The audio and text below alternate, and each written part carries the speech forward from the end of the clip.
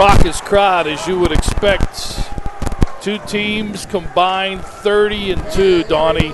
Penn Hills 9-0 in the section, Fox Chapel 8-1. Yeah, and this could be one of the better sections in all of the WPIAL, Don, when you look at it. Penn Hills and Fox Chapel at the top, with Penn Hills up there at 9-0, as you mentioned, 15-1 overall. But one of the different teams, Penn Hills can put up some points, averaging 71.5 points per game and a total of nearly 1,150 points on the season. When you look at Fox Chapel, more of a defensive team, a team that scores under 60 points per game, but only gives up 50. That is best in Class 6A Section 3. And looking at the rest of that conference, as I mentioned, could be one of the best conferences in all of the WPIAL. Whenever you look at Latrobe, that sits at 7-2, 13-3 overall. Woodland Hills, Hempfield, neither of those teams slouches when you look at the WPIAL, and then you have Plum, Norwood, and Penn Trafford rounding out Class 6A Section 3. Plum and Norwood near the bottom, yet combined, those two teams are 10-4 out of section.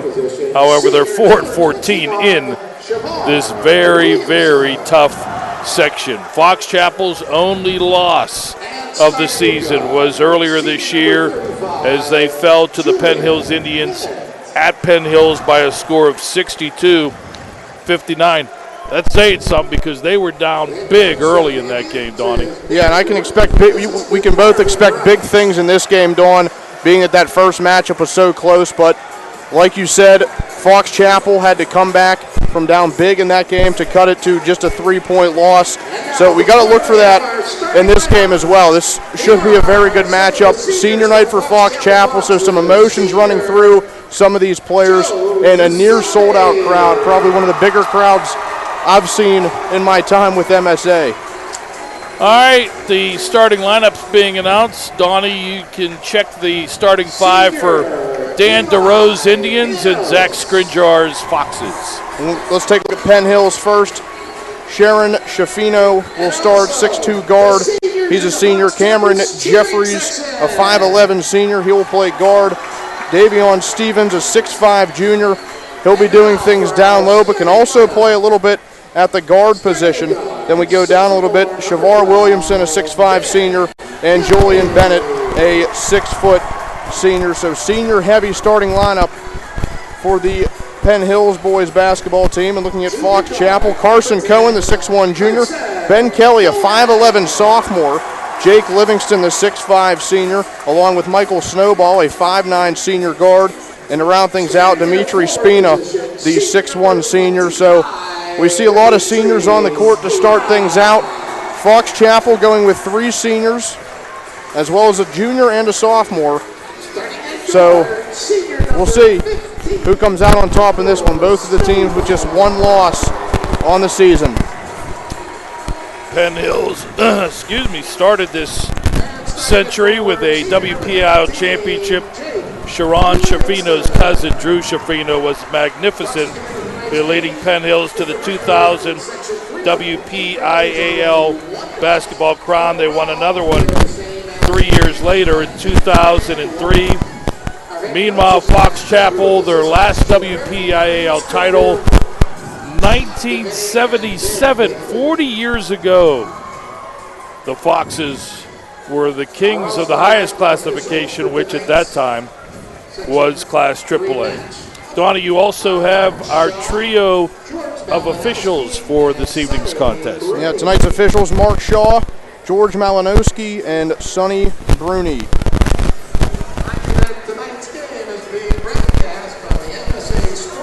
Yeah, Donny mentioned full house, tough to find a parking spot, and they have jammed them in for this rematch. Two of the top teams in all of Class 6A. Penn Hills wins, they pretty much seal the deal on the section title, and at least, one would imagine, a number 2 seed, depending on what Pine Ridgeland does the rest of the way. Fox Chapel wins, a good chance we could see co-champs in Section 3. But a lot of basketball left 2 weeks after tonight. Foxes, home whites, top shorts, red numerals, black trim. Penn Hills, they're traveling Vegas gold. Shorts and tops with the red numerals in trim. Penn Hills wins the tip, and it's Cam Jeffries. Into the forecourt, gives it off to Williamson down the right lane. Williams power move to the hoop, shot too hard, no good. Out of bounds, last touch by Julian Bennett. That's going to be a matchup you can look for all day between Williamson and Jake Livingston. Both guys about 6'5".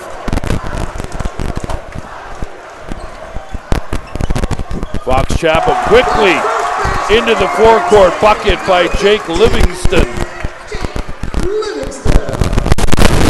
Fox Chapel draws first blood. Here comes Williamson again down that right lane, and again too hard, close to the bucket. Dimitri Spina with the rebound for the Foxes. Wide open left wing, Livingston. Rim no good. Shafino, the rebound for Penn Hills, brings it up the floor himself. Good bounce pass. Williamson again, right blocks, kicks it out. Shafino for three.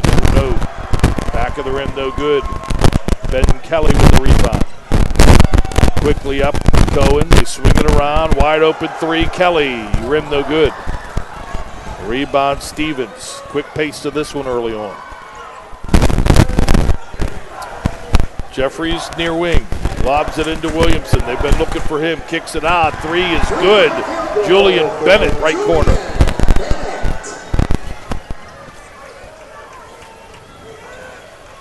And Penn Hills comes with pressure. And a foul before the inbound called against Cam Jeffries. First foul of the night called on number 3, Cam Jeffries. Real good, Donny? Yeah. All right. We're in tight quarters here. I just want to make sure you're all right. See, all right. Scott, you're good. Scott Mineski, our third member of our broadcast team, video streaming. Pass through the hands of Snowball. The Fox Chapel still with the basketball. Three, launch back of the rim, no good by Kelly. Rebound Penn Hills. Bennett on the fly down the right side around one man, around another layup, good. Scored by Julian. 5-2 Indians. And again, they come with pressure. Fox Chapel will break it. And losing the basketball behind the back, Snowball. Steal, Penn Hills layup, Sharon Shafino. The basket for Sharon Shafino. So after falling behind 2-0, 7 unanswered by Penn Hills, steal by Williamson, layup good. And another quick start by Penn Hills against Fox Chapel. Zach Scrinjar trying not to take a timeout. He may need one. Ball loose on the floor. Great pass underneath, layup. No! Missing the bunny was Livingston after the great dish by Snowball.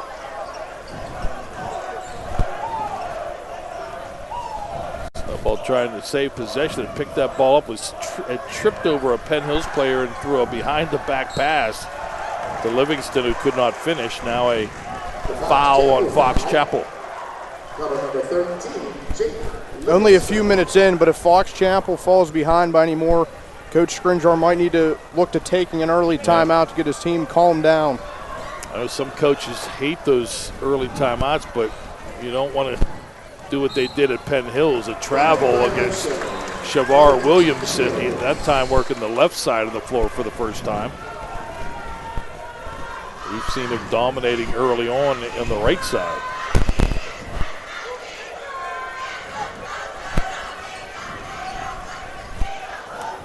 Cohen to Kelly across the timeline, back to Cohen.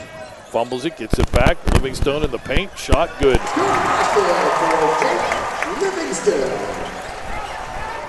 Short shot, breaks a 9-0 run of Penn Hills. It's 9-4. And a travel call again, this time against Davian Stevens in the right lane.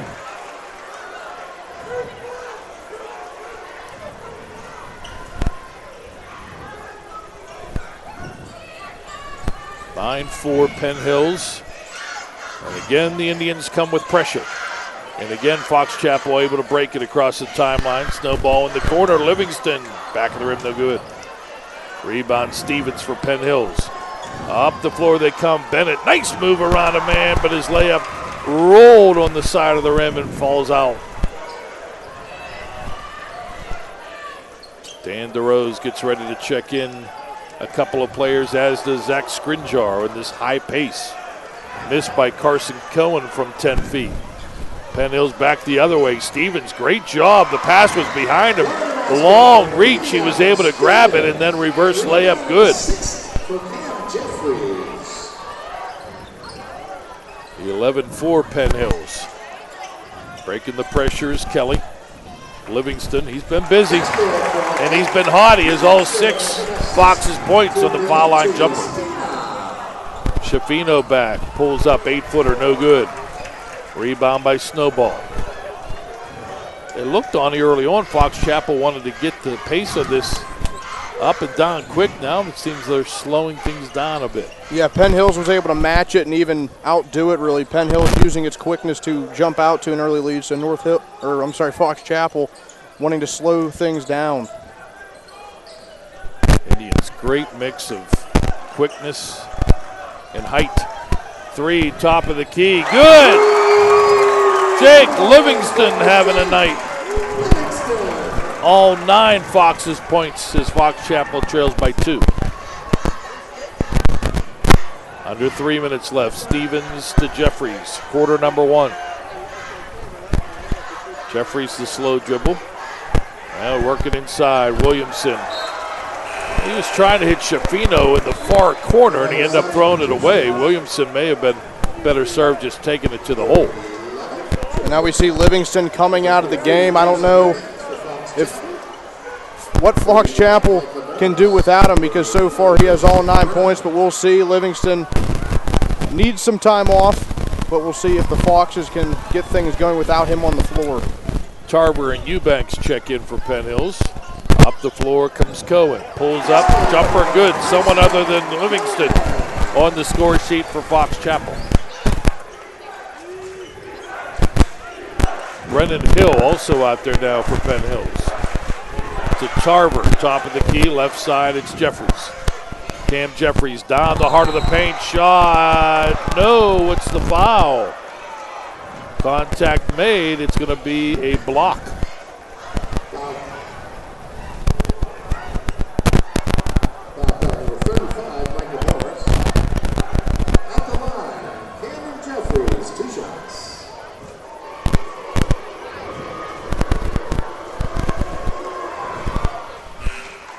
First shot good.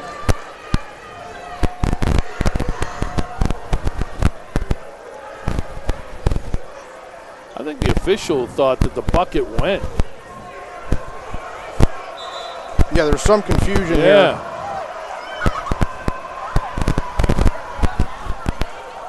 Now they are going to have Fox Chapel. That bucket did not go, did it? I didn't think so. No, I mean, we have the video stream, but all the officials are reacting as if that ball went in the basket and that was a three-point play. The ball did not go in the basket. Video review says it did not go. Right? I mean, I'm not losing it. I sort of am, but all 3 officials are talking. Zach Skrinjar is right.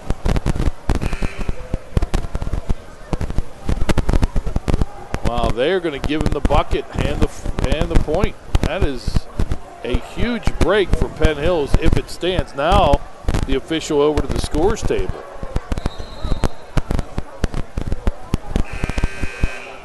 I wish we were down there. I would throw my 2 cents on the table, but we're up high here at Fox Chapel.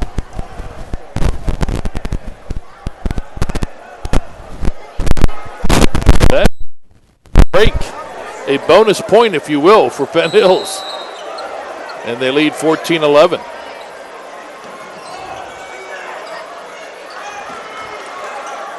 So Fox Chapel inbounds. It goes in the books as a 3-point play for the Indians. 3-point shot, rim no good by Cohen for Fox Chapel. Rebound Penn Hills and Bennett up the floor. Hits the break, slows it down on the dribble as we hit 1:50 left first quarter. Now Bennett, they spread the floor, wants to go one-on-one, kicks it off to Hill. Hill forces up a shot. That goes, but it won't count. Travel on Hill. It's a good physical play by Micah Morris down low. That's sort of his reputation. He's a bigger player, only 6 foot tall, but has some more big guy meat to him, I guess you could say, and he's a good player down low when it comes to the trenches of basketball, and he makes a nice defensive play there to force a turnover. Cohen to Kelly, back to Cohen in the forecourt for Fox Chapel. Cohen will pick and roll to Livingston. Stops and lost his pivot. Travel call.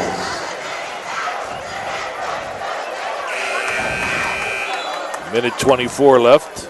And both teams, both coaches using subs freely. Penn Hill's up 14-11.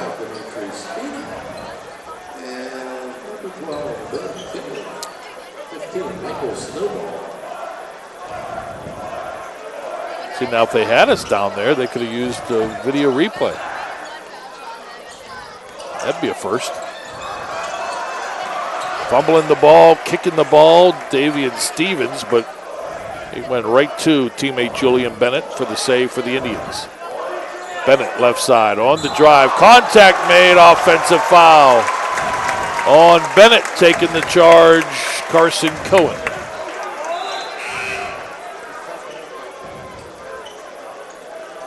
Last foul call, 35, Julian Bennett. Air control foul to the lineup, number 11, Jamil Tundra.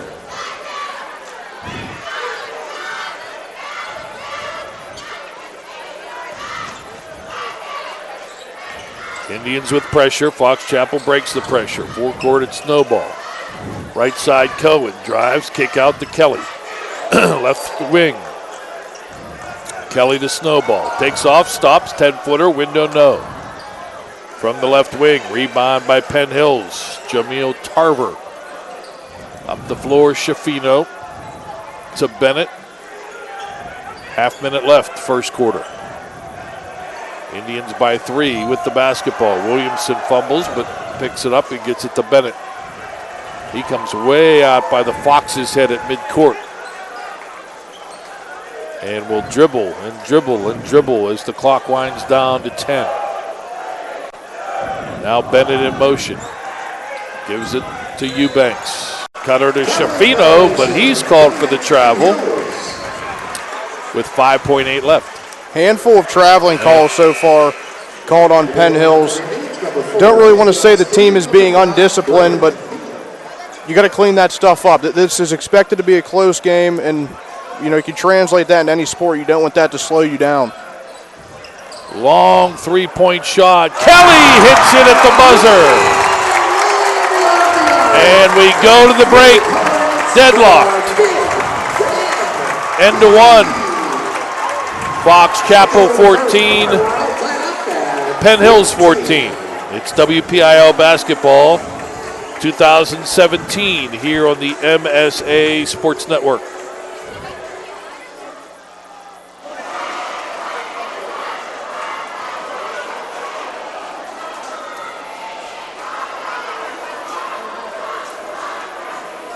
Right now, when you refer a friend to open a new personal or business checking account at First Commonwealth Bank, you can earn a generous cash reward. It doesn't even have to be a friend.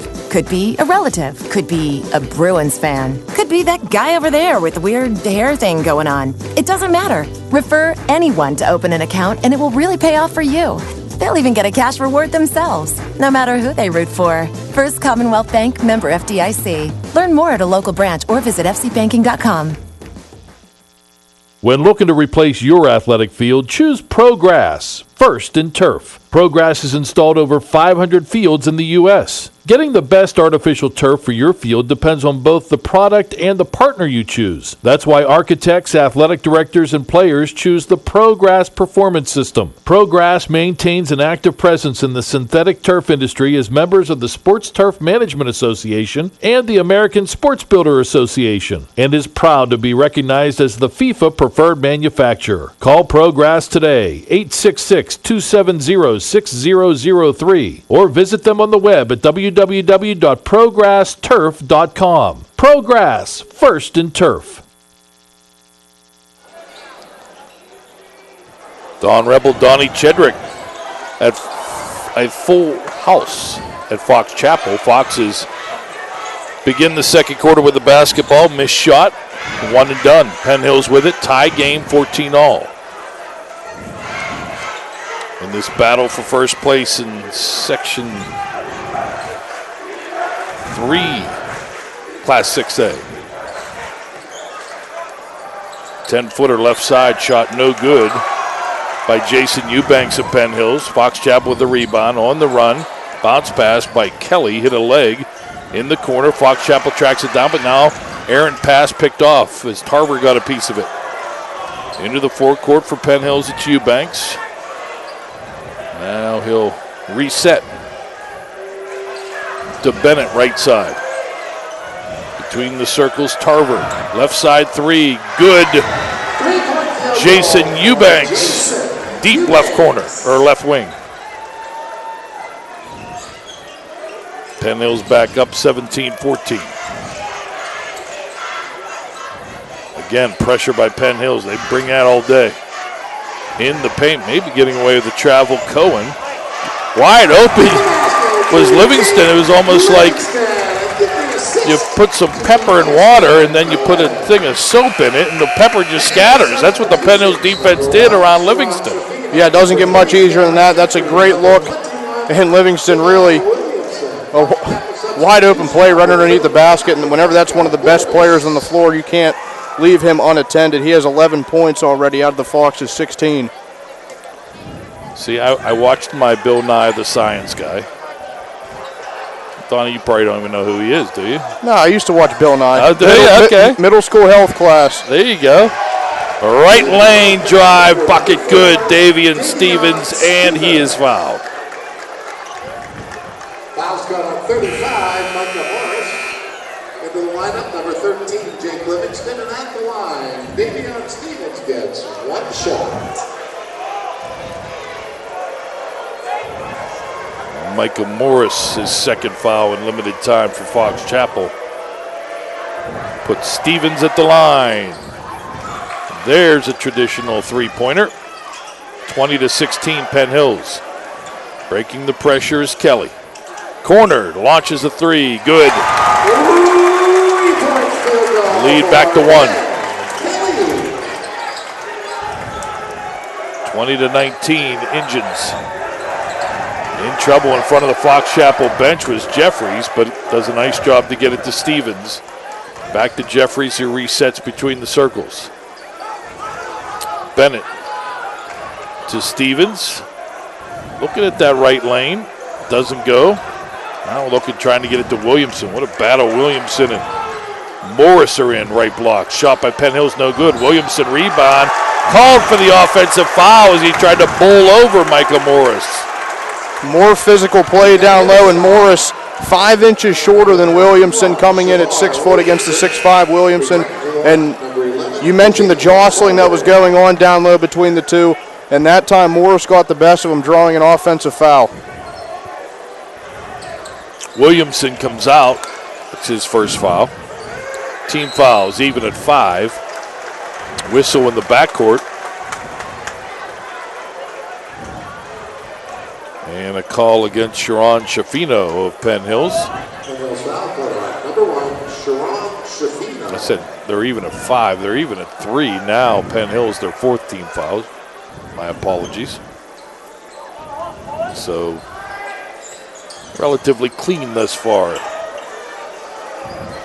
the foul category. Morris way outside for Fox Chapel. Hands it off to Snowball. Snowball left side to Cohen. Cohen hesitates, dribbles, top of the key, loses that dribble. Looking for help, bounces it to Snowball. Lost it, but it comes to Morris. Morris spin move, goes to the left baseline, fires a cross-court pass, open three, good. Carson Cohen. Give the assist to Micah Morris. 22-20, Foxes with the lead. I believe their first lead since sub 2-0.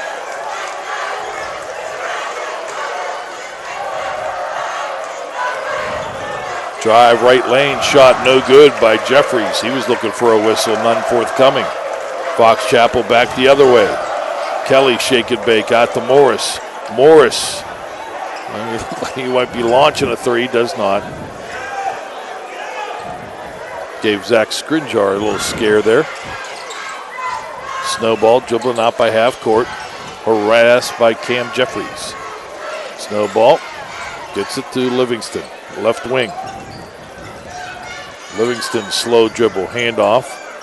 Cohen back to Livingston. Good bounce pass, left blocks, missed the layup. Rebound tip, Livingston no. After the snowball miss. Back the other way, flying down the floor. Davian Stevens lays it up and in. Boy, Stevens was a flash down the floor of that offensive set. And Zach Skrinjar calls timeout with 3:42 left here in the half, a 30-second timeout, so we'll keep it here.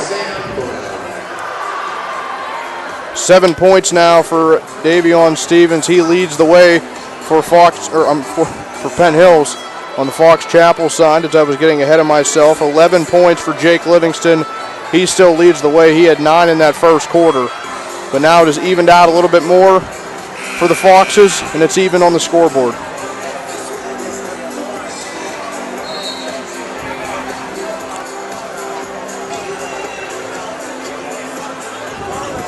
I think both coaches, at least at this point, have to be somewhat satisfied. Fox Chapel fell behind, have come back, and Penn Hills on the road.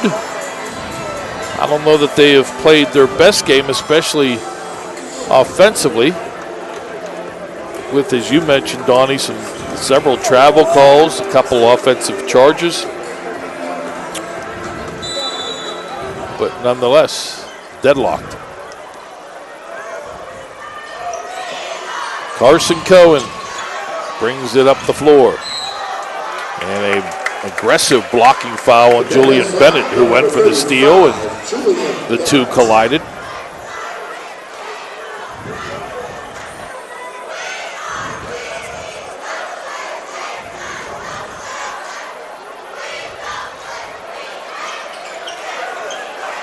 Lob from the inbound underneath.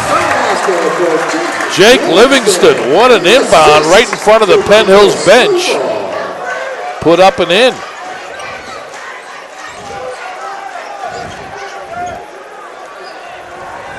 And Dan DeRose, he's going to use the first half 30-second timeout. And he was not happy that Penn Hills allowed that inbound right in front of him. Just a lob to Livingston, who had a couple of yellow jerseys or gold jerseys surrounding him, Donny, but it was a perfect pass, came right to him, and he just nonchalant turned around, laid it up and in. Yeah, and Livingston continuing to make it look easy. 13 points on the evening out of the 24 that the Foxes have put up as a team. And another reason why Coach DeRose may not be very happy, early on in that first quarter, Penn Hills was up early by a handful of points. Not that they could have really put it away in that first quarter, but they let Fox Chapel get back into this game rather quickly, and now Fox Chapel has taken over the lead with just a couple minutes to go before the half.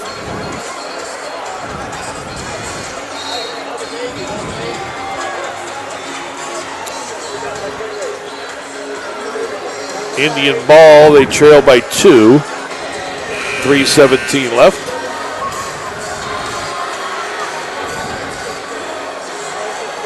Hope you're enjoying our video stream, live or archived. MSAsports.net. We'll postseason play. And we're excited. There's a steal by Fox Chapel. Layup all the way, no, but a foul. The theft by Snowball, and he'll go to the line to shoot a pair. We're excited next month. The WPIAL Swimming Championships will be video streamed for the first time, broadcast here at MSAsports.net. 2 fouls now on Bennett, so he could be checking out of the game for the last few minutes of the first half. And indeed he does.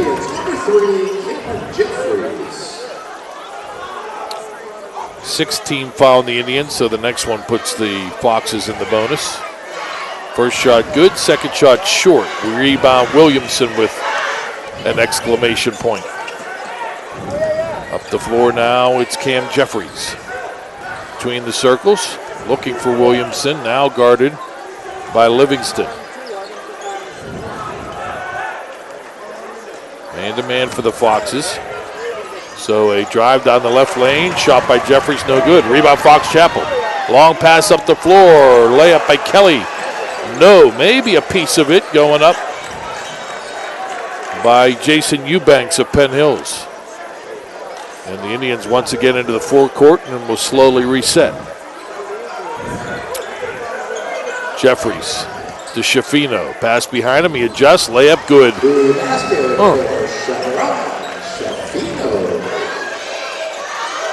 25-24. That's twice we've seen Indian players take passes behind them and still be able to go strong to the hole. Dimitri Spina into the forecourt, kicks it out, snowball, launches a three, short. Rebound by Jeffries, turn around and a foul. He ran into, well, there were two white jerseys there. Let's see what they post. It's Dimitri Spina. Foul was called on 25. Dimitri Spina. Fourth team foul on the Foxes. Spina's first.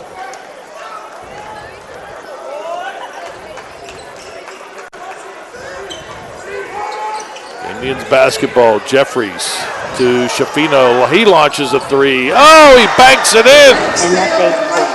Best one to resume 4-3-2 and broadcast. And Penn Hills leads 27-25 on the three-point bank shot by Sharon Schifino. Now a three launched by Cohen, no good. Rebound Penn Hills.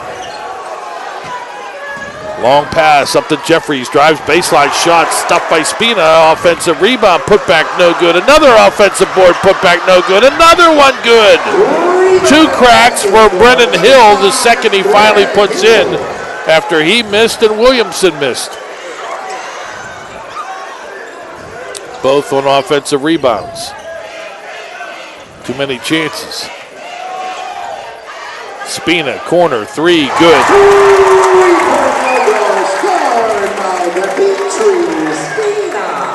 Well, these three-pointers are the great equalizer, aren't they? And a handful of them tonight so far for Fox Chapel. If they stay hot, it'll be very tough for Penn Hills to beat them. 29-28, Indians look like they will hold for one, up one, as we hit a half-minute left first half. Schifino drives right baseline, one-handed shot, no good, out of bounds, off Schifino. He was hoping they'd say it was off Livingston, not the case. Number 11, Jamila Carter for the Indians. 23 seconds left.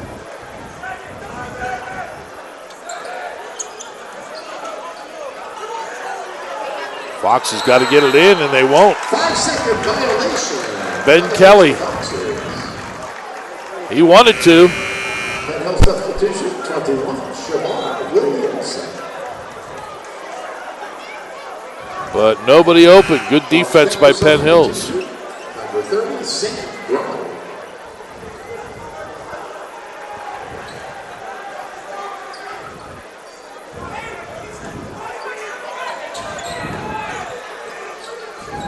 So the Indians have it again. And once again, they show a look of holding for one. Schifino to Jeffries. Down to 10. Back to Schifino to Jeffries on the right wing. 5 seconds, top of the key. Hill, left side. Now they're going to force a shot. An air ball by Jason Eubanks. Just lost perspective of how much time was left. Well, we were tied at the end of one. 1 point lead at the end of two. It's the Penn Hills Indians 29, the Fox Chapel Foxes 28. You are listening and watching WPIAL Basketball 2017 here on the MSA. Sports Network.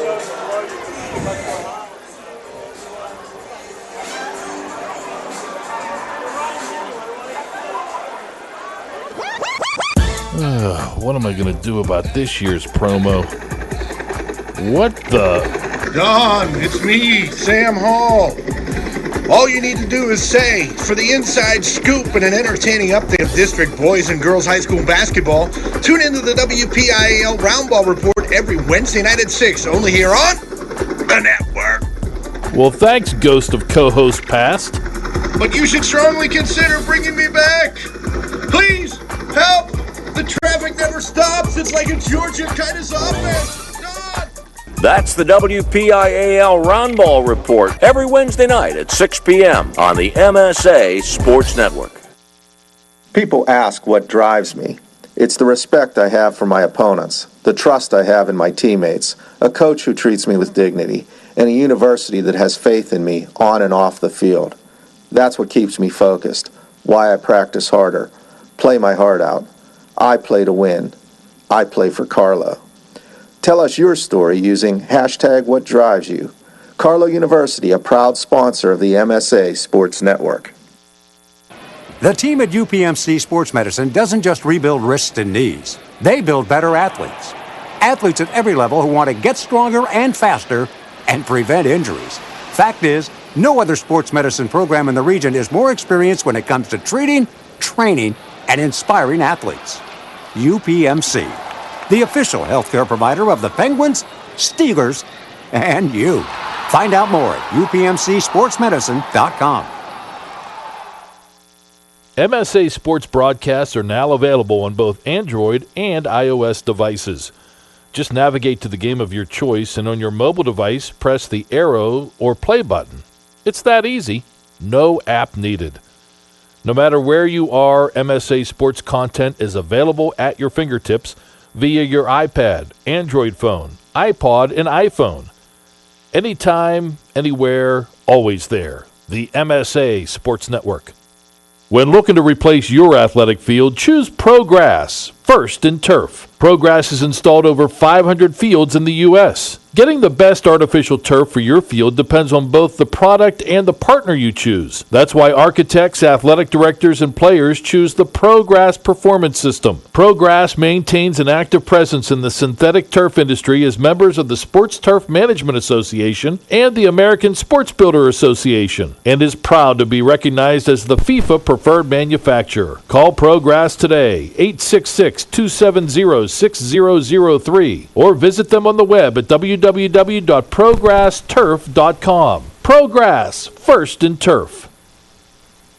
Right now, when you refer a friend to open a new personal or business checking account at First Commonwealth Bank, you can earn a generous cash reward. It doesn't even have to be a friend. Could be a relative. Could be a Bruins fan. Could be that guy over there with the weird hair thing going on. It doesn't matter. Refer anyone to open an account and it will really pay off for you. They'll even get a cash reward themselves, no matter who they root for. First Commonwealth Bank, member FDIC. Learn more at a local branch or visit fcbanking.com.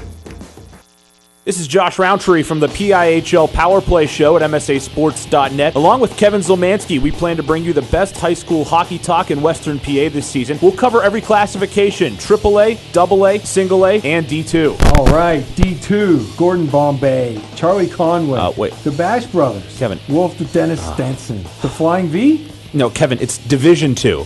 It's Knuckle Puck time?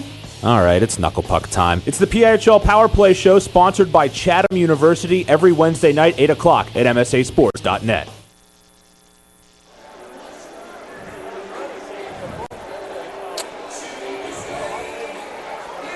With Donny Chedrick and Scott Majeski. Those are the eyes of Scott Majeski that you're seeing right now.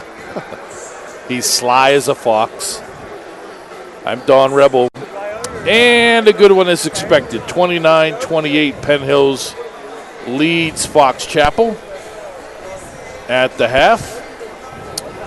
Let's get the first half numbers, scoring recap, sponsored by UPMC Sports Medicine, powering the Stay Strong and Play On program with MSA Sports.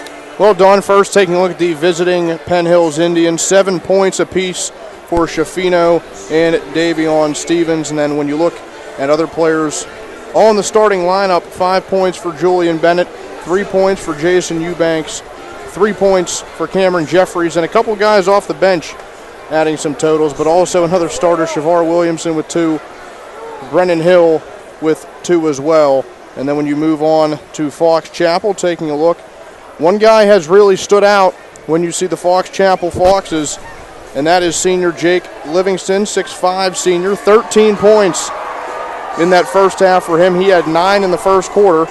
Beyond him, 6 points for the sophomore Ben Kelly, 5 points for Carson Cohen, 3 for Dimitri Spina, and then 1 point as a 1 for 2 at the free throw line for Michael Snowball.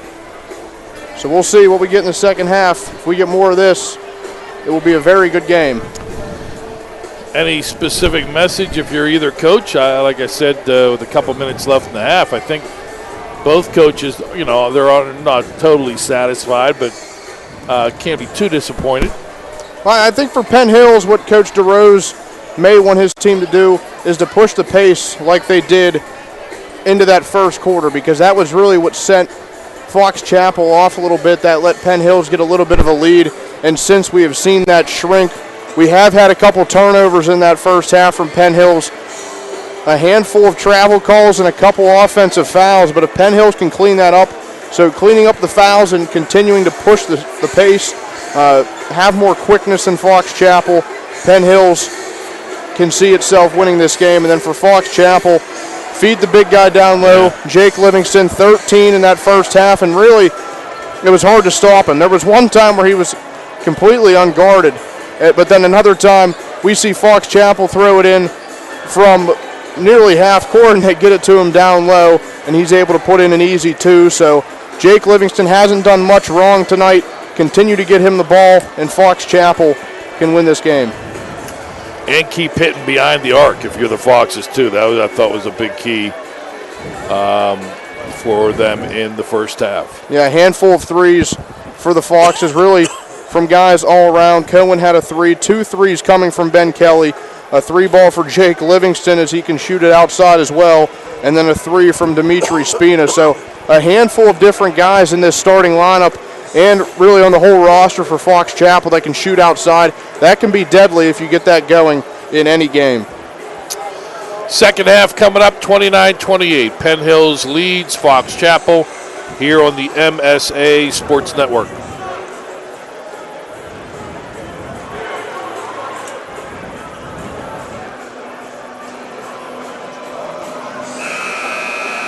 The team at UPMC Sports Medicine doesn't just rebuild wrists and knees. They build better athletes. Athletes at every level who want to get stronger and faster and prevent injuries. Fact is, no other sports medicine program in the region is more experienced when it comes to treating, training, and inspiring athletes. UPMC, the official healthcare provider of the Penguins, Steelers, and you. Find out more at upmcsportsmedicine.com. People ask what drives me. It's the respect I have for my opponents, the trust I have in my teammates, a coach who treats me with dignity, and a university that has faith in me on and off the field. That's what keeps me focused, why I practice harder, play my heart out. I play to win. I play for Carlo. Tell us your story using #WhatDriveYou. Carlo University, a proud sponsor of the MSA Sports Network.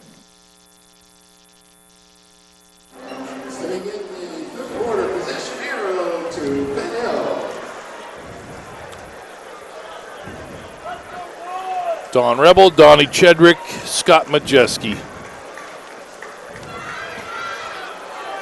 Pleasure to be here at Fox Chapel High School for this big Class 6A showdown, in which Penn Hills leads by 1 as we begin quarter number 3.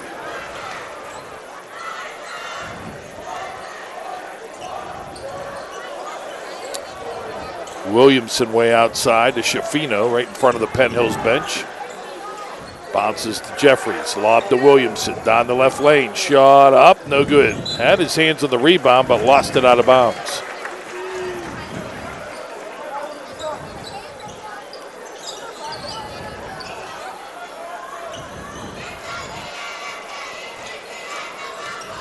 Fox Chapel first possession of the second half. Snowball. Left side three, launched no good by Ben Kelly.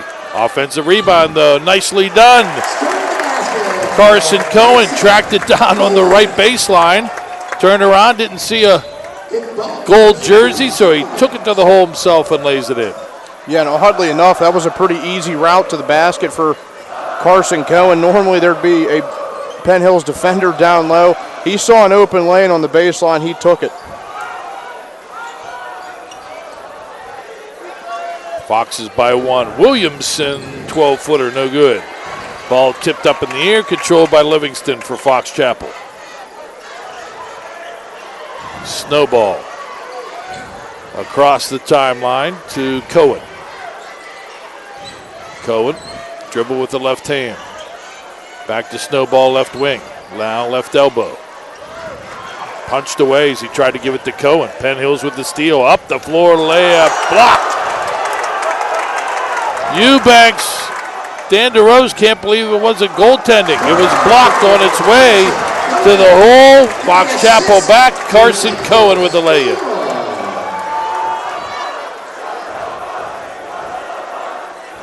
Dan DeRose still not a happy camper. That was close. Shafino, was that Livingston? It was.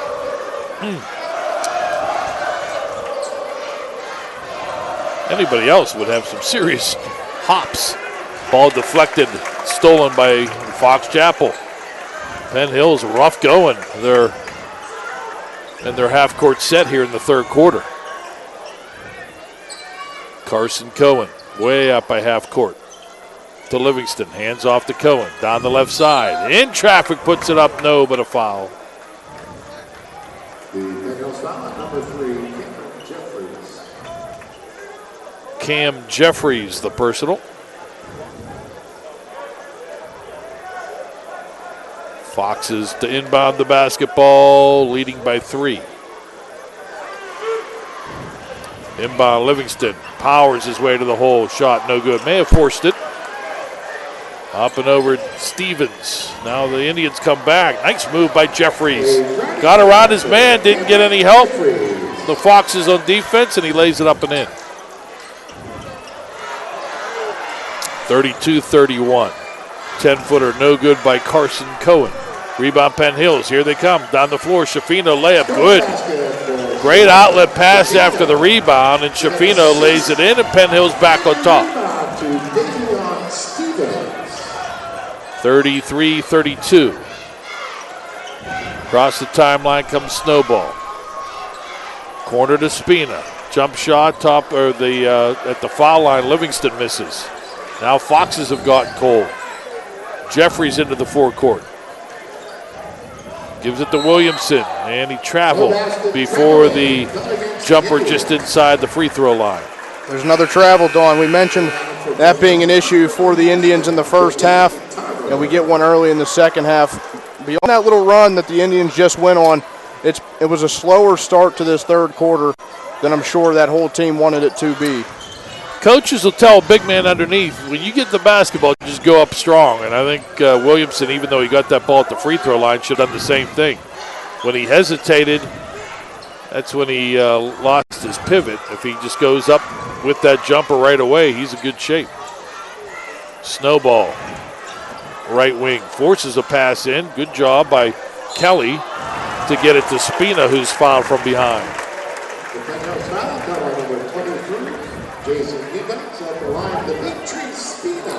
First foul on Eubanks.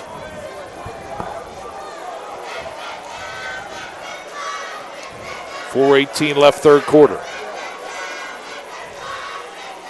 Spina's free throw ties it at 33.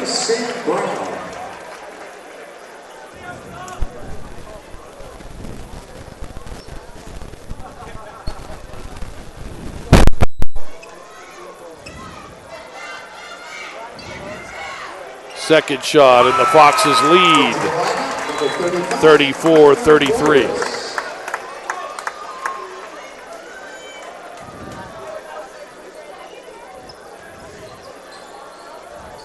And up Up the floor comes Cam Jeffries for Penn Hills. Right-hand dribble, now uses up the dribble. Looking for help in a collision. Schifino and Snowball, and Snowball's going to pick up the personal. Michael Snowball. Into the lineup for the Indians, number 21, Shavar Williamson.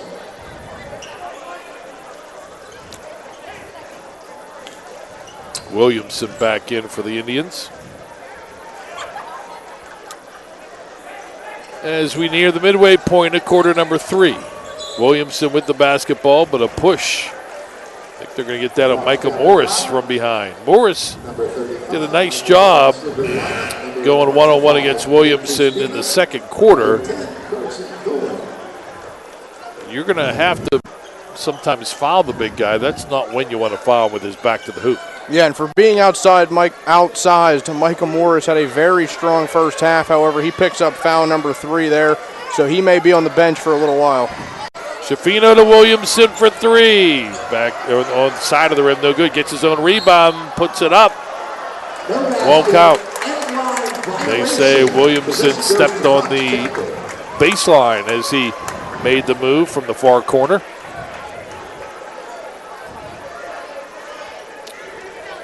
Was able to hit the shot, but again, won't count, having stepped out of bounds. Foxes by 1 with the basketball again. Pressure defense by Penn Hills. Spina, nice job to get away from it. Or excuse me, Sam Brown. Left side, 3, launch from the wing, no good by Kelly. Rebound Penn Hills, long pass, a rifle from Jeffries. Good job to get it to Stevens, who then saves it from going out of bounds to Schifino, who hits the bucket and is fouled. Foul number 25, Dimitri Spina. And at the line, Sharon Schifino gets 1 shot. That might have been one of the better displays of hustle and offense for Penn Hills on the night. Guys able to keep the ball inside. They get it to Schifino. He throws it up, draws a whistle, and buries the shot. And that gets Penn Hills back in the lead. 35-34, Indians. Schifino at the line. Back of the rim and falls out. No good. Still pressure by Penn Hills.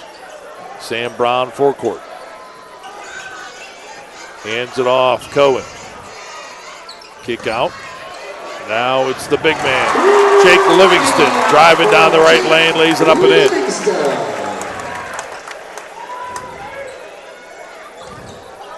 Cohen and Kelly on the helpers to set up Jake Livingston.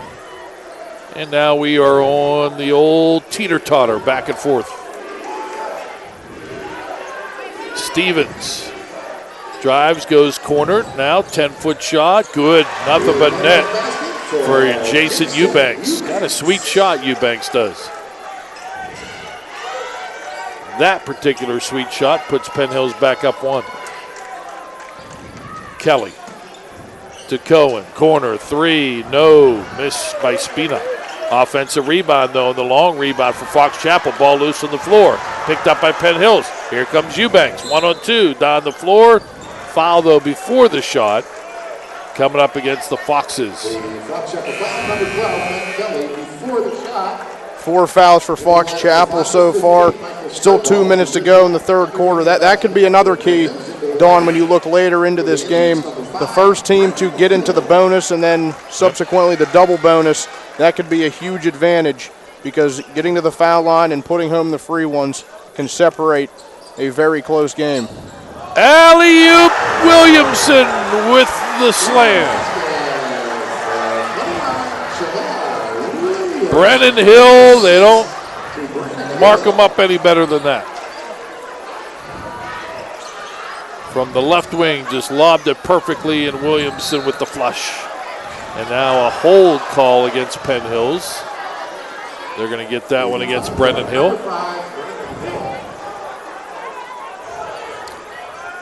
His first, third team foul against Penn Hills here in the third quarter, which has 1:50 left. Drive, oh, dipsy doodle shot. Sweet move by Carson Cohen, high off the window and in.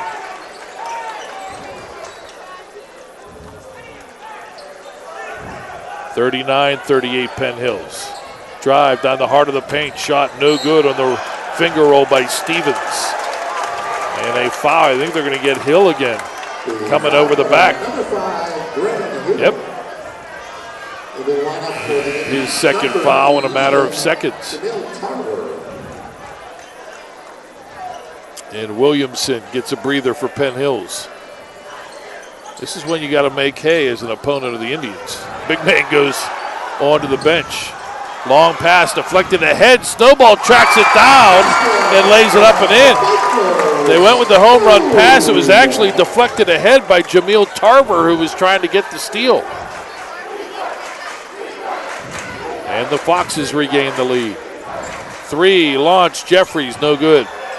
Tipped, loose, controlled by Spina for Fox Chapel. Now he goes to the floor and is called for a travel. Good job by the Penn Hills defenders to really bottle that up. Spina had nowhere to go with it. He falls down with the ball in his hands. That's pretty much a protocol travel.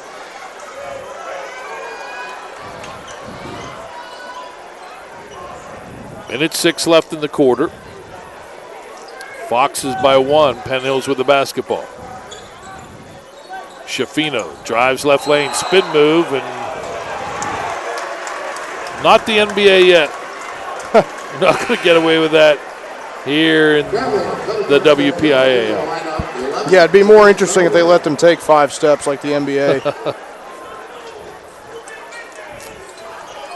That was clear on the spin move. They took one, maybe too many steps, two too many. Final minute. Foxes with the basketball. And I think we're going to have a timeout. Yep. Zach Skrinjar thought one of his players may have been in trouble. To save possession, calls timeout. With 48 seconds left in the quarter. It's kind of odd when we get this game and you see a couple more home games still on the schedule for Fox Chapel, but we get senior night tonight. Coach Skrinjar told me earlier this week, he said this was the last Friday home game, and due to just the odd patterns of Pennsylvania weather, they were afraid that they would get caught in some sort of snowstorm to where they would have to. He thought, and the whole school thought, this is the best time to do senior night, get the most fans out there. It certainly has produced. Not many open seats as you look through the crowd. Makes sense, but I know some coaches who have told me that they absolutely hate having senior night before a big game. I guess they're all big, though. 3 launched, missed by Cohen.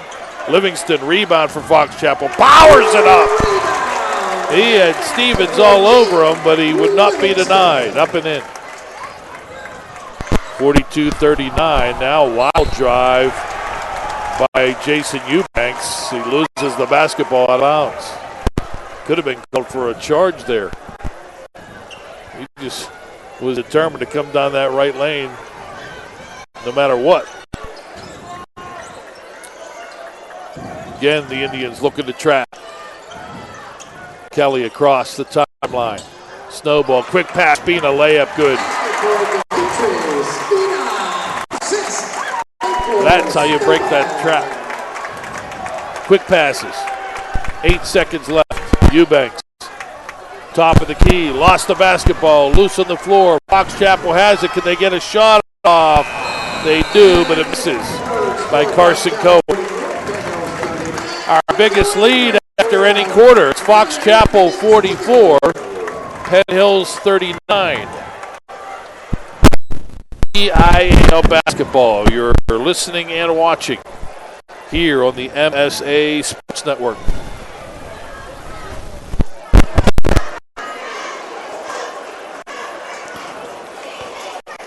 High school wrestling is in full swing for yet another season, and inside of WPIAL Wrestling Circle is here to cover it every step of the way. But to bulk up our coverage, we had to bring in some help. Buddy Deal, what's your favorite color for this now? No, not that help. Instead, we turn to the Pennsylvania Wrestling Man of the Year. I'm Jeff Upson of PA Power Wrestling. Each week we will break down the matches, the tournaments, and more to give you the most in-depth analysis.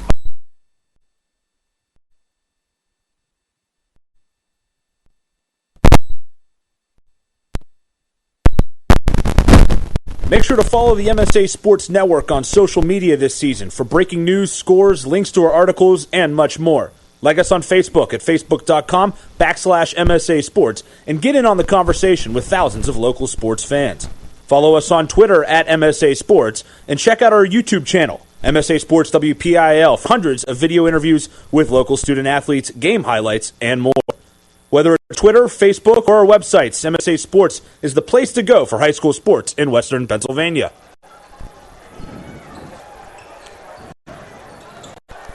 The Don and Donny show on this final Friday in January.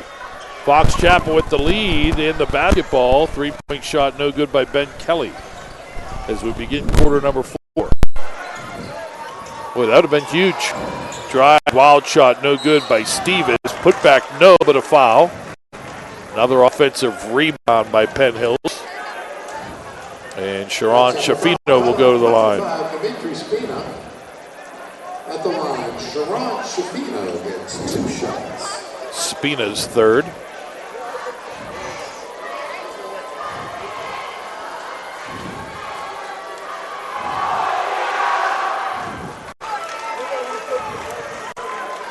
First shot good.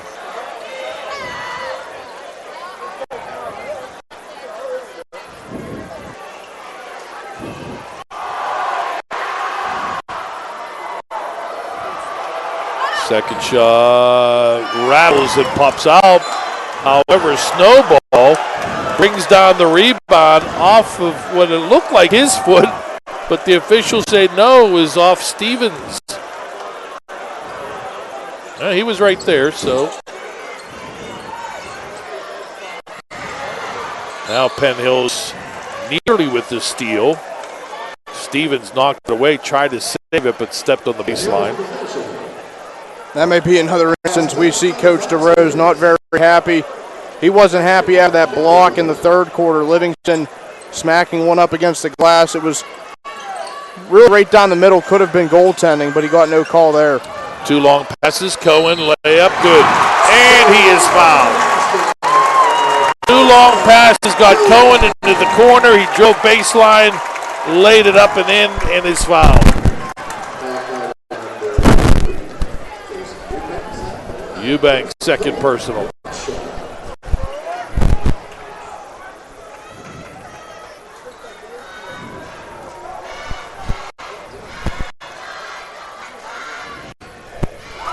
Free throw good. Lead is 7. Our biggest lead for either team, 7 points. Actually, Penn Hills, after a 9-0 run, had a 9-2 lead early on. And the Indians with the answer, Davian Stevens down the right lane, lays it up and in. 47-42, a minute into the fourth quarter. Cohen gets it to Snowball. Quick passes again, breaks that pressure into the forecourt.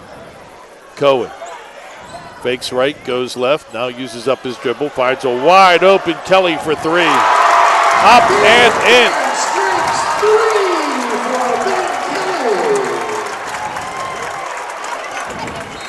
50-42.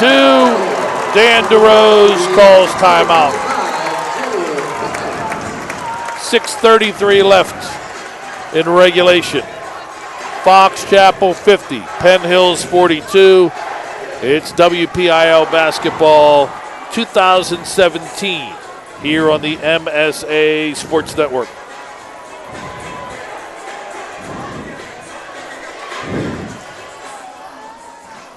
Right now, when you refer a friend to open a new personal or business checking account at First Commonwealth Bank, you can earn a generous cash reward. It doesn't even have to be a friend.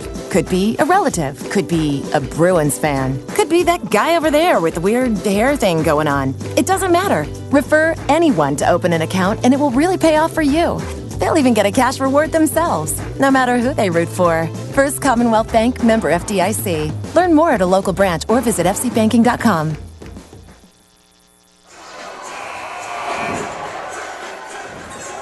Just a reminder that tonight's game is being broadcast on the MSA. Our videographer, Mr. Scott Majeski. Great to have him along. We're in his neck of the woods here at Fox Chapel High School. Don Rebel, Donny Chedrick. Our first opportunity to work together. It's an honor. On my part. After the timeout, Penn Hills with the basketball. Lob by Williamson, deflected by Livingston. Fox Chapel the steal, 3, short, Spina, rebound. Back to Kelly, who had missed the 3. Reset with Snowball. Cohen, runner in the paint, rim, and in.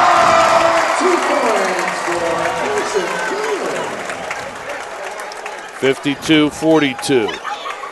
Stevens, shake and bake, comes to the free throw line, knocked away by Spina. Stevens gets it back. Stevens to Williamson. Lots of time, no reason for Penn Hills to panic at this point. 5:45 to go, fourth quarter, but they are down 10. Williamson down the right lane, drive, window, and in with the right hand. Almost unstoppable. Fox Chapel again breaks that diamond trap pressure by Penn Hills. Livingston, great pass, Snowball, layup, good. Boy, Donny, their passing has been tremendous here tonight, hasn't it? Yeah, Fox Chapel's been very clean on the offensive side of things. Not many turnovers, phenomenal passing, a lot of assists coming from this team, and that has helped the Foxes open up a 10-point lead with the last 5 minutes to go. And a turnover by Penn Hills. Schifino on the drive. Stepped on the baseline. So Fox's basketball. And now a wet spot that the officials want to make sure isn't going to be an issue on the left blocks.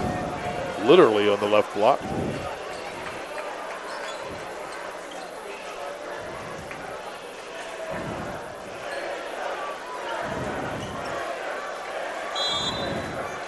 .506 left. Foxes. The inbound to Cohen. Cohen up the floor is fouled. Schifino riding him the whole way up the floor. That's Schifino's second. Hey, kudos to the student body for Fox Chapel. They have filled up an entire section of the stands. I mean, from top to bottom. A lot of red, white, and blue USA theme. Spin move, Cohen, but a travel. We've seen that called the other end of the floor. Just one too many steps on that little spin move.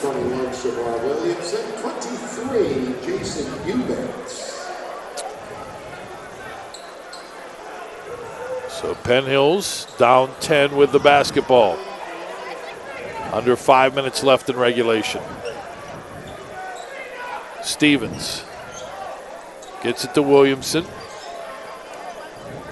Bennett. Ball pops up loose. Picked up by Snowball for Fox Chapel. And the self-inflicted errors continue to haunt Penn Hills in their half-court offense. Morris back out there. Michael Morris to Snowball. Drive, shot, no, but a foul. Will send Snowball to the line.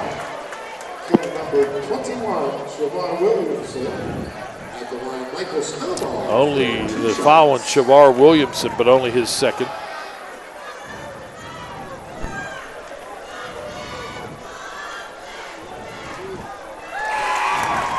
And Snowball's free throw is good.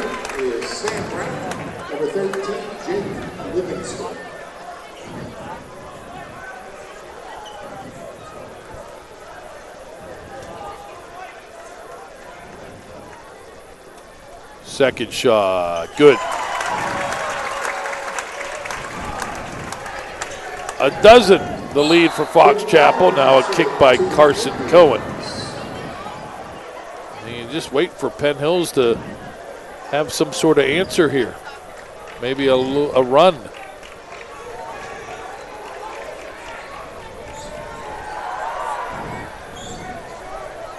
And Davian Stevens.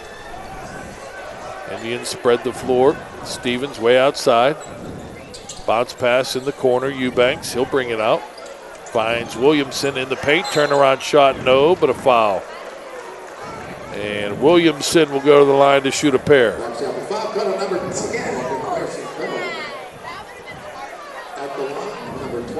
First foul on Carson Cohen.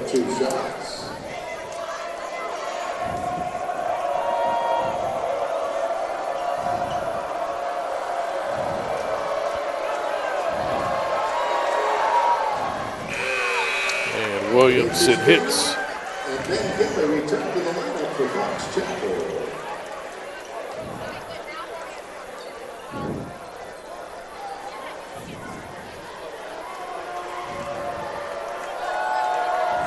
Second shot. Good. And Williamson will get a quick breather. 4 seconds away from the midway point of quarter number 4. 10-point lead for Fox Chapel. Livingston in the backcourt. Gets it to Cohen. Cohen forced to travel as he tried to squeeze in between Julian Bennett and Cam Jeffries. Great job by Bennett. He really gave no room, forcing a travel and a turnover. Cohen couldn't get it past him without, he sort of had the ball rolling on his hip. And of course he took too many steps and forces the travel call.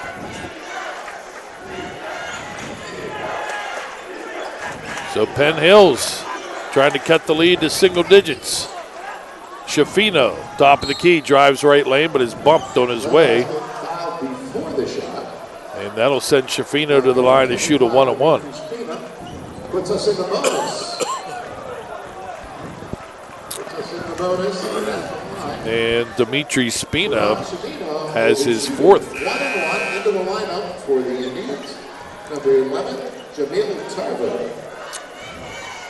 And I don't see Zach Skrinjar looking to bring Spina out. And roll the dice. 1-on-1 for Sharon Schifino. Good.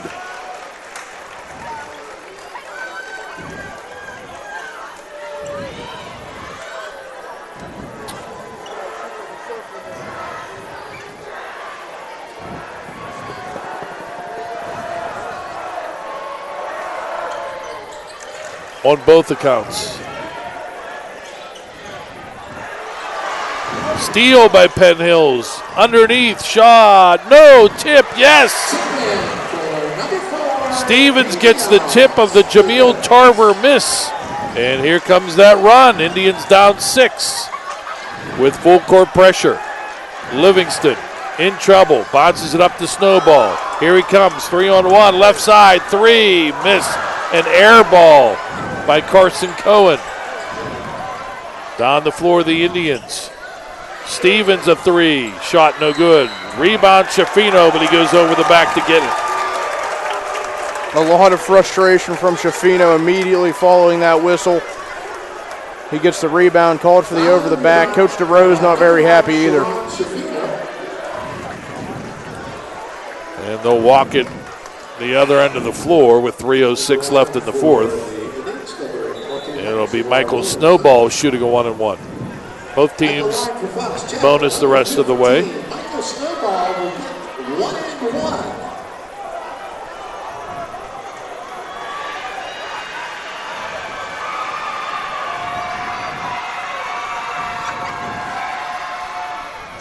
And he misses. Rebound Stevens to Jeffries. And Dan DeRose wants timeout. Well, this game is slowly changing, is it not? It is, and it has huge implications.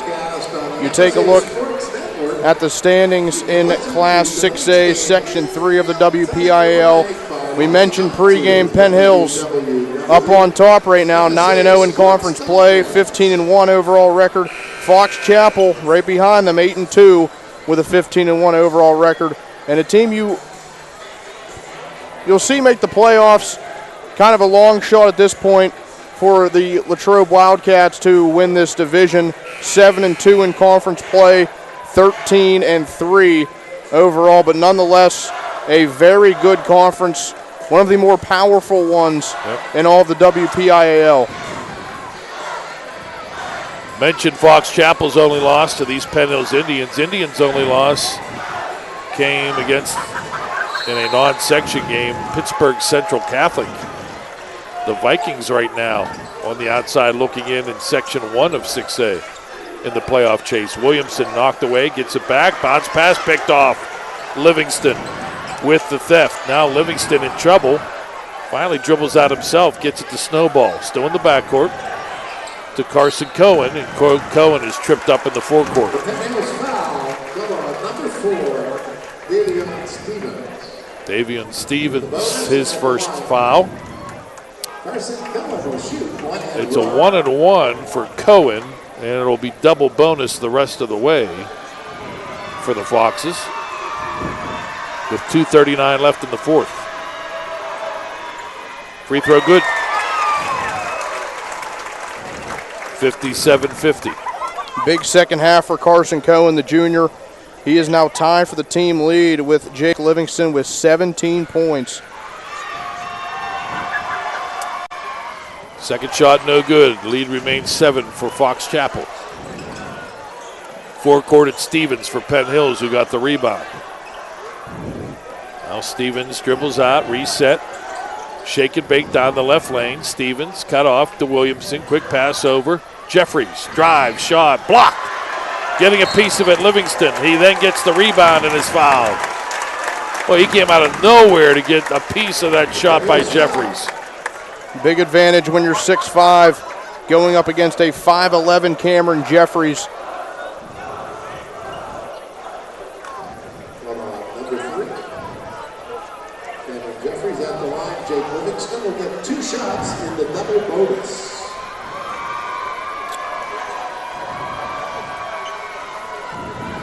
Two shots for Livingston. First shot, good.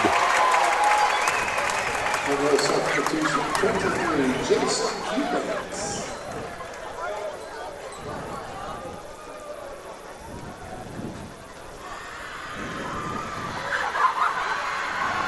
Second shot, good. 59-50 Fox Chapel. 2:15 left. Quick pass underneath. Offensive foul called on Bennett, who turned and bowled over Carson Cohen. Number 35, Julian Penn. Into the game for the Indians, number 3, Cameron Jeffries, number 5, Donny Hill for Fox Chapel, 25, Dimitri Speedman.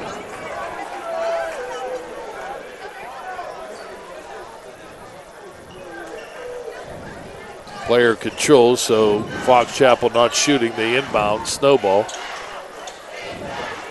Gets it over to Cohen. Cohen takes off down the floor. Cohen, layup, good block out of bounds by Stevens. Still Fox Chapel basketball with 2:02 left. Foxes by 9. And the inbound, Cohen knew he was running out of time, so he threw it off the backside of Damian Stevens back out of bounds. Now it'll be Ben Kelly to trigger. Lobs it into Livingston.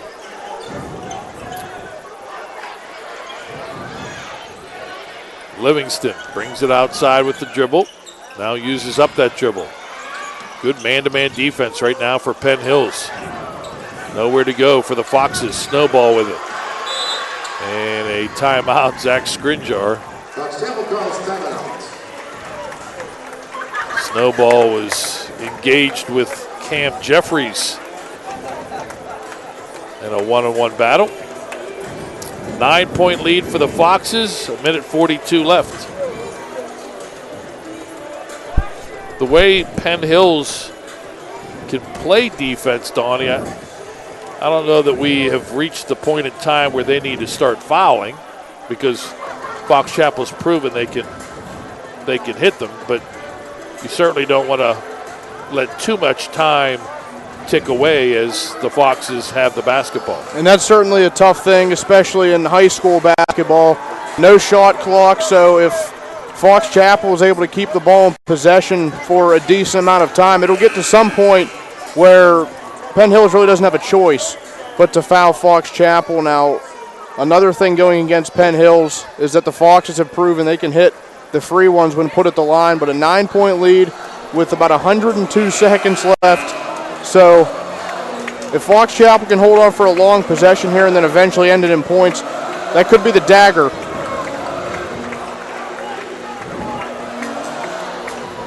Arrow pointing the way of Penn Hills if that comes into play. Inbound.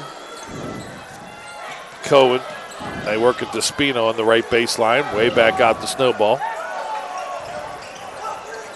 This is good defense by Penn Hills. Snowball got through, but he missed the layup. Rebound by the Indians. Up the floor comes Schifino. Schifino blocked by Livingston. Nearly pinned it to the backboard. Loose ball picked up by Kelly, who is fouled. Time and time again, Jake Livingston has come through. 3 big blocks on the night that all would have led to easy Penn Hills points. So when you think about it, it would have been really 6 Penn Hills points that Livingston has now taken off the board. It'd be a much closer game. It'd be 1 possession rather than nearly a double-digit score. Free throw missed by Ben Kelly. Another one coming. 59-50, minute 20 left. Indian substitution, 21, Shavar Williamson, 23, Jason Eubanks. Dan DeRose subbing offense for defense.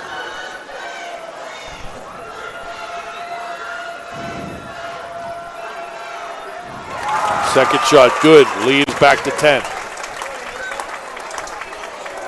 Up the floor comes Stevens for Penn Hills, dribbles to the right wing. Now back to the left side. Stevens floats one up off the glass and in. Here comes Penn Hills with the pressure. And a steal, and a shot, and a bucket. Davian Stevens got the steal, gets the bucket, and is fouled. Yet again, Penn Hills not letting the game get out of reach. Could be cut to a well, right now it's already a 2-possession game. It could be cut to a 5-point lead for Fox Chapel. Literally a matter of seconds for Davian Stevens to put together a 5-point play. Got the layup, then with the pressure, got the steal, another layup and the foul. Fox Chapel got to get it in, finally due to Livingston. He's in the corner. Double team. And Zach Skrinjar bails him out with a timeout with 57 seconds left. Coach Skrinjar pretty frustrated. His offense now really struggling to get that ball even near half court, let alone across it. And Penn Hills just doing a phenomenal job of keeping that effort up and keeping the pressure on in that full court press, making it very difficult. Now with a little under a minute to go, just a 5-point game, and Penn Hills sort of in the heads of Fox Chapel. If they can force another turnover, this game will be far from over. It's going to come down to protecting the basketball and free throws for Fox Chapel.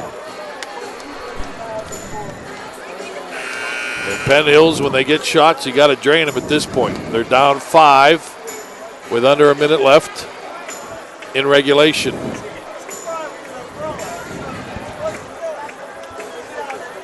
Again, 4 section games left after this for both of them, but a Penn Hills victory gives them a 2-game lead.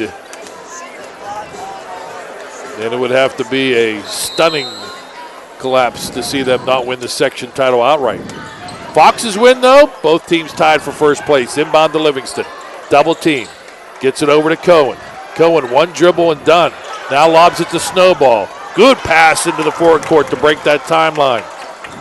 Got it to Kelly. Now he gets it to Cohen, who is fouled. Great job by Snowball. They were probably around the 6-7 second mark in the backcourt. You need to get it across that midcourt line in 10 seconds. And Snowball, as soon as he got it, whipped a perfect football pass up the floor to Kelly, who then got it to Cohen. With that foul, Cameron Jeffries has picked up number 5, so he fouls out of this one. 5 points on the night for the 5'11 senior.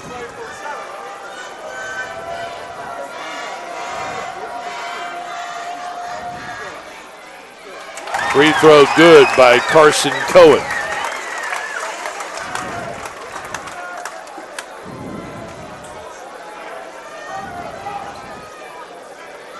(61-55). 44 seconds left. Second shot, good. Indians inbound. Quickly, they get it to Stevens up the floor. Stevens hesitates, now slows down, shake and bake. Left elbow jumper, rim no good. Tip, good, and a foul. Julian Bennett with a big offensive rebound bucket, and he'll try to make it a 3-point play.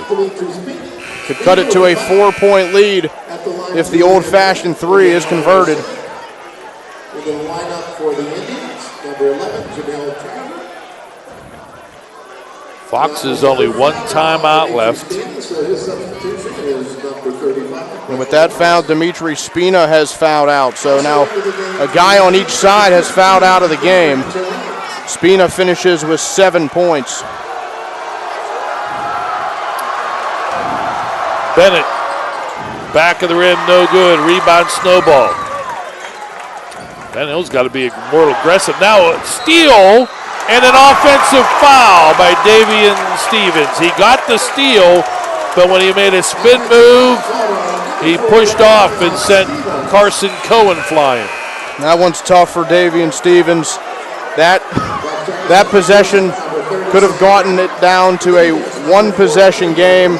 He gets the offensive foul called on him. The Foxes get it back, so sort of bailed out after that turnover. DeRose upset. Fox Chapel breaks the pressure. In the forecourt, it's Livingston.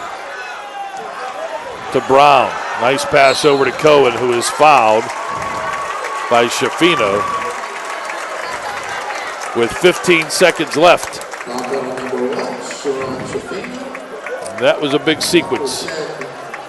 The steal by Davian Stevens, but the spin move, and there was definitely contact made with Cohen.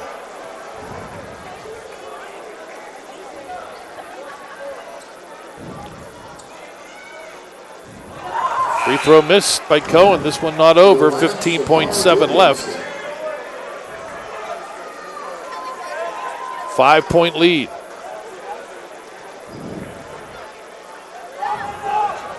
Second shot by Cohen. Good. 63-57. Penn Hill Stevens down the floor. Stevens goes into the corner. Shafino's shot blocked out of bounds. Still Penn Hill's basketball with 9.8 left.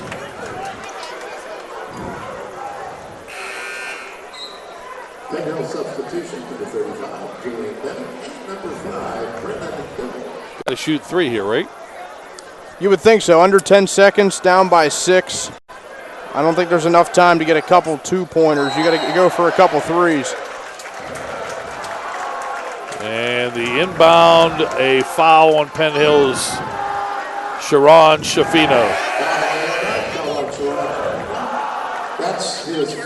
That's 5 on Shafino, so the second Indian to foul out tonight. He finishes with 14, a very strong second half for the 6'2 senior. So Fox Chapel basketball, 9 seconds left. Schifino, before the ball was inbounded, called for the push-off. And Kelly fouled in the backcourt with 6.5 seconds left.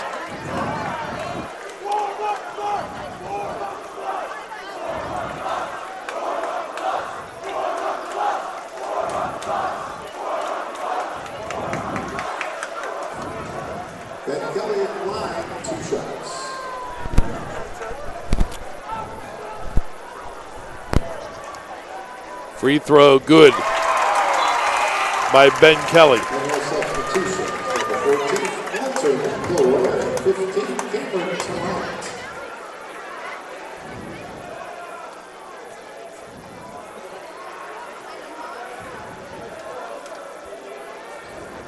Second shot, good. 8-point lead. Walter McElroy takes it coast to coast, tries to slam and misses. And that's the exclamation point on the night for the Indians.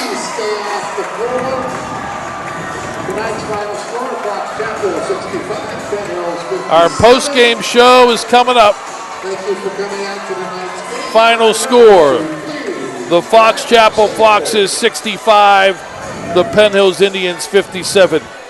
It's WPIAL Basketball 2017 here on the MSA Sports Network.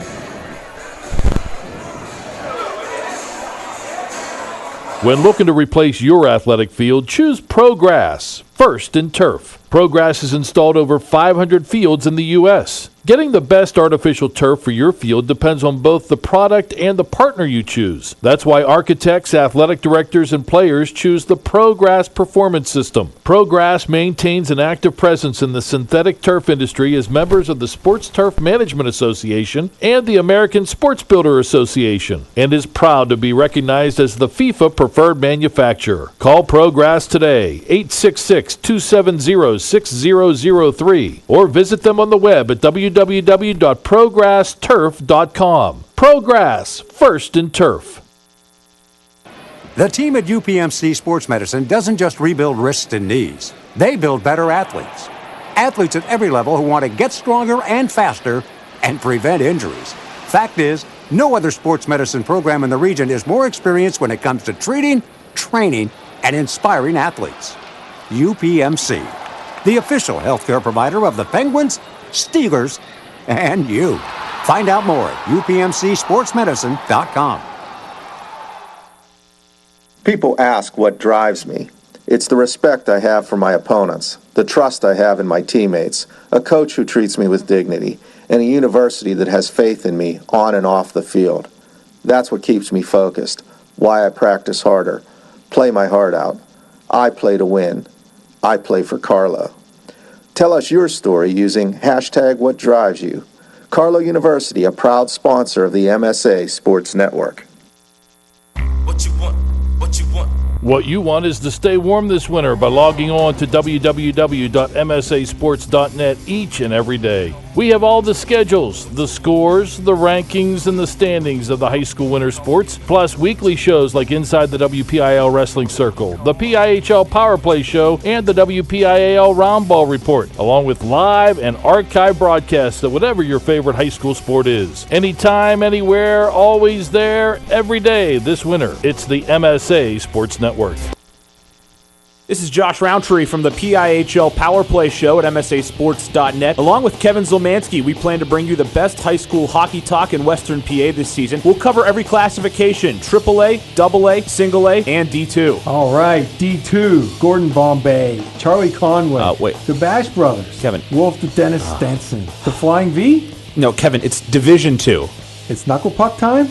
All right, it's Knuckle Puck time. It's the PIHL Power Play Show sponsored by Chatham University every Wednesday night, 8 o'clock at MSASports.net. What am I going to do about this year's promo? What the? Don, it's me, Sam Hall. All you need to do is say, for the inside scoop and an entertaining update of district boys and girls high school basketball, tune into the WPIAL Roundball Report every Wednesday night at 6, only here on the network. Well, thanks, Ghost of Co-Host Past. but you should strongly consider bringing me back. Please, help! The traffic never stops. It's like a Georgia Kitus offense. God! That's the WPIAL Roundball Report every Wednesday night at 6 p.m. on the MSA Sports Network.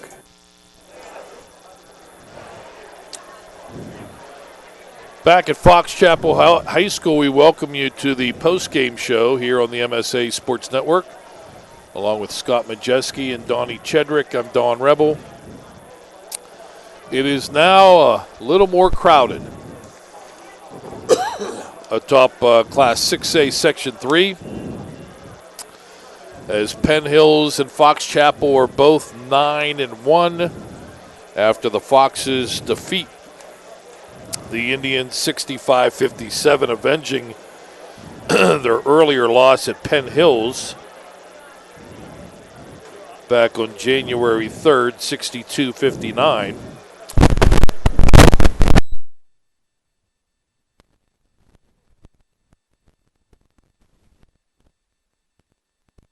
Reminded them to come up if they wanted to. Be more than happy to, but you can understand the excitement of the moment. So we'll cross our fingers and hope that he can make it for our Carlow University post-game interview. Let's begin our post-game now with the scoring recap, sponsored by UPMC Sports Medicine, powering the Stay Strong and Play On program with MSA Sports. Well, Don, final score 65-57. Fox Chapel gets the win over Penn Hills tonight. And starting with the visiting Penn Hills Indians, when you look at their leading scorers, Davion Stevens had 16.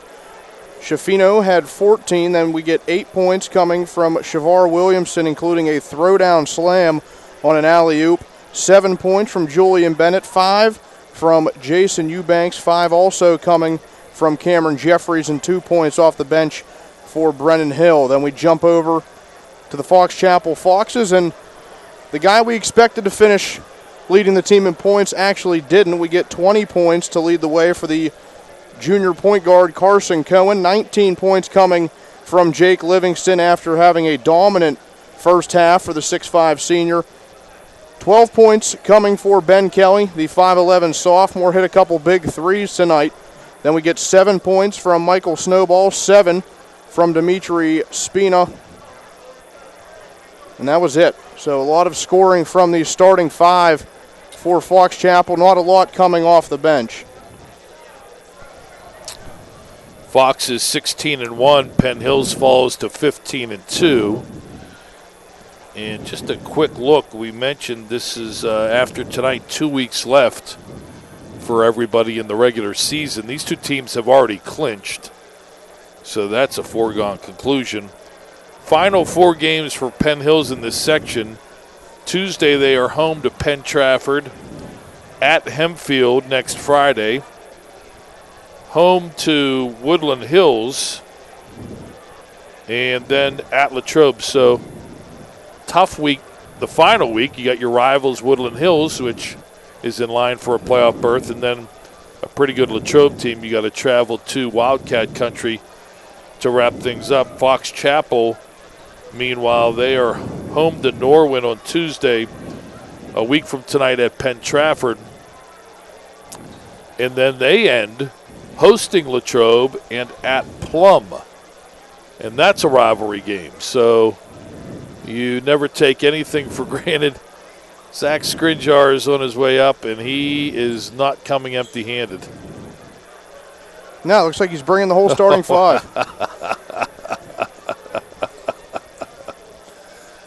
Well, this will be interesting.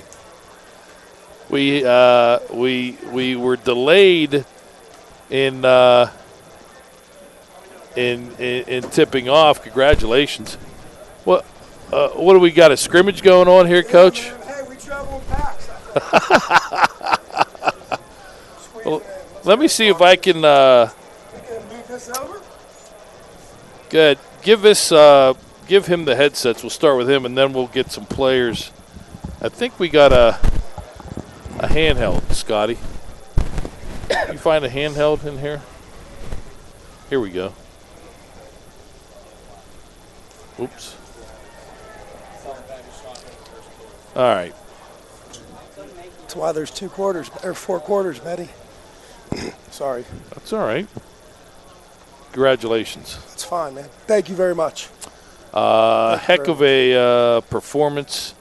You probably were a little worried. I know you guys, when you went there, fell behind big in that first quarter. It was a very forgetful first quarter. But you guys came out, got the first point. I think they went on a 9-0 run. So were there any, like, flashbacks or anything at that early juncture? Well, that was earlier in the year, and we try to remain in the present. So we just kind of know what kind of team they are. And so we were ready for that to come out with, and I think we did a good job of kind of calming down, settling down, and then we put a nice little run back on them. So I got a lot of confidence in these guys. A timeout crossed my mind, but kind of looked at the coaches. They're like, we're good. So I trust all these guys. We talked about that if things kept going in that direction, you might want to use the timeout. It ended up, especially the style that they play, too. Every timeout's critical. I know that now when you, the coach, can call a timeout, when you sense one of your players is in trouble to save a possession, that's a big weapon to have against this pressure defense. Yeah, and that's something that you got to keep in your back pocket as a coach. You have to realize that we're not perfect. They do a lot of good things on that press, and sometimes we're going to get ourselves in situations that might be a little bit counterproductive, and that's my job to come in and call a timeout and refocus us. And like I said, I thought we did a good job of that as a coaching staff and as players also. My first chance to see you guys this year. And what'd you think? Oh, wow. I was impressed. The one thing that I thought, it was the crispness of the passes. I think your passing game is off the charts. You're going to have to hold me up because at the beginning of the season, and these guys. We live in the now, by the way. Yeah, thanks. Oh, man. Right? See, all right. Wait a second. I got you. Well, we started really preaching fastballs and just meaning that we want to throw hard, crisp passes. So I appreciate the recognition on that. But it took a lot of practice to get to this point, and we thought that was a critical part of the game tonight just because they're so quick and athletic. We kind of felt that if we could move that on a fastball pass, chest pass, we could kind of maybe put some of their athleticism, not as effective. Well, it's the combination. It's not only the passing game. When you face that kind of pressure where it seems like there are 7 gold jerseys out there at any given time, I'm sure that's where they turn a lot of games around. And the fact that there was no panic, and you have players, everybody out there can handle the rock as well. Yeah, and that's something that, like you said, if you haven't seen us a lot, you might say, well, what are these guys kind of about? And we kind of prided ourselves on having 5 guys on the court who are threats at all time, both on offense and being able to handle the ball. So we feel comfortable. You saw Big Jake bring it up a couple times. We're an equal opportunity basketball team. You got to like your depth too. Yeah, 7's good. We'd like 8 or 9, but we've only kind of got to 7. Maybe in the coming weeks we're going to try to work to get a couple more in there. But I'm pleased with the way they play. They've embraced kind of their roles within the game and on the team, and that's always a good thing when players are willing to do that. How does this win, and then we'll talk to your 20 players that you brought up here. We only have 7. How does it, they're like rabbits. They're doubling here up in the press box.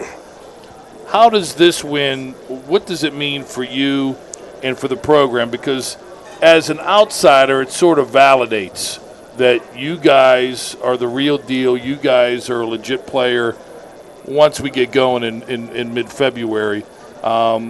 Because, you guys, Penn Hills, Latrobe, Pine Richland, North Allegheny, North Hills, and I had a chance to see Mount Lebanon last week. These are the teams that are going to be on I think, a lengthy list of teams that can win it all in Class 6A. But I think this really puts you guys up there in the stratosphere. Yeah, I think we kind of leave the validation to all of you guys. We kind of always known what we've had. It's exciting for other people to kind of see it. But you can believe, but without the result, it's a little hollow. You know what I'm saying? Yeah, I understand.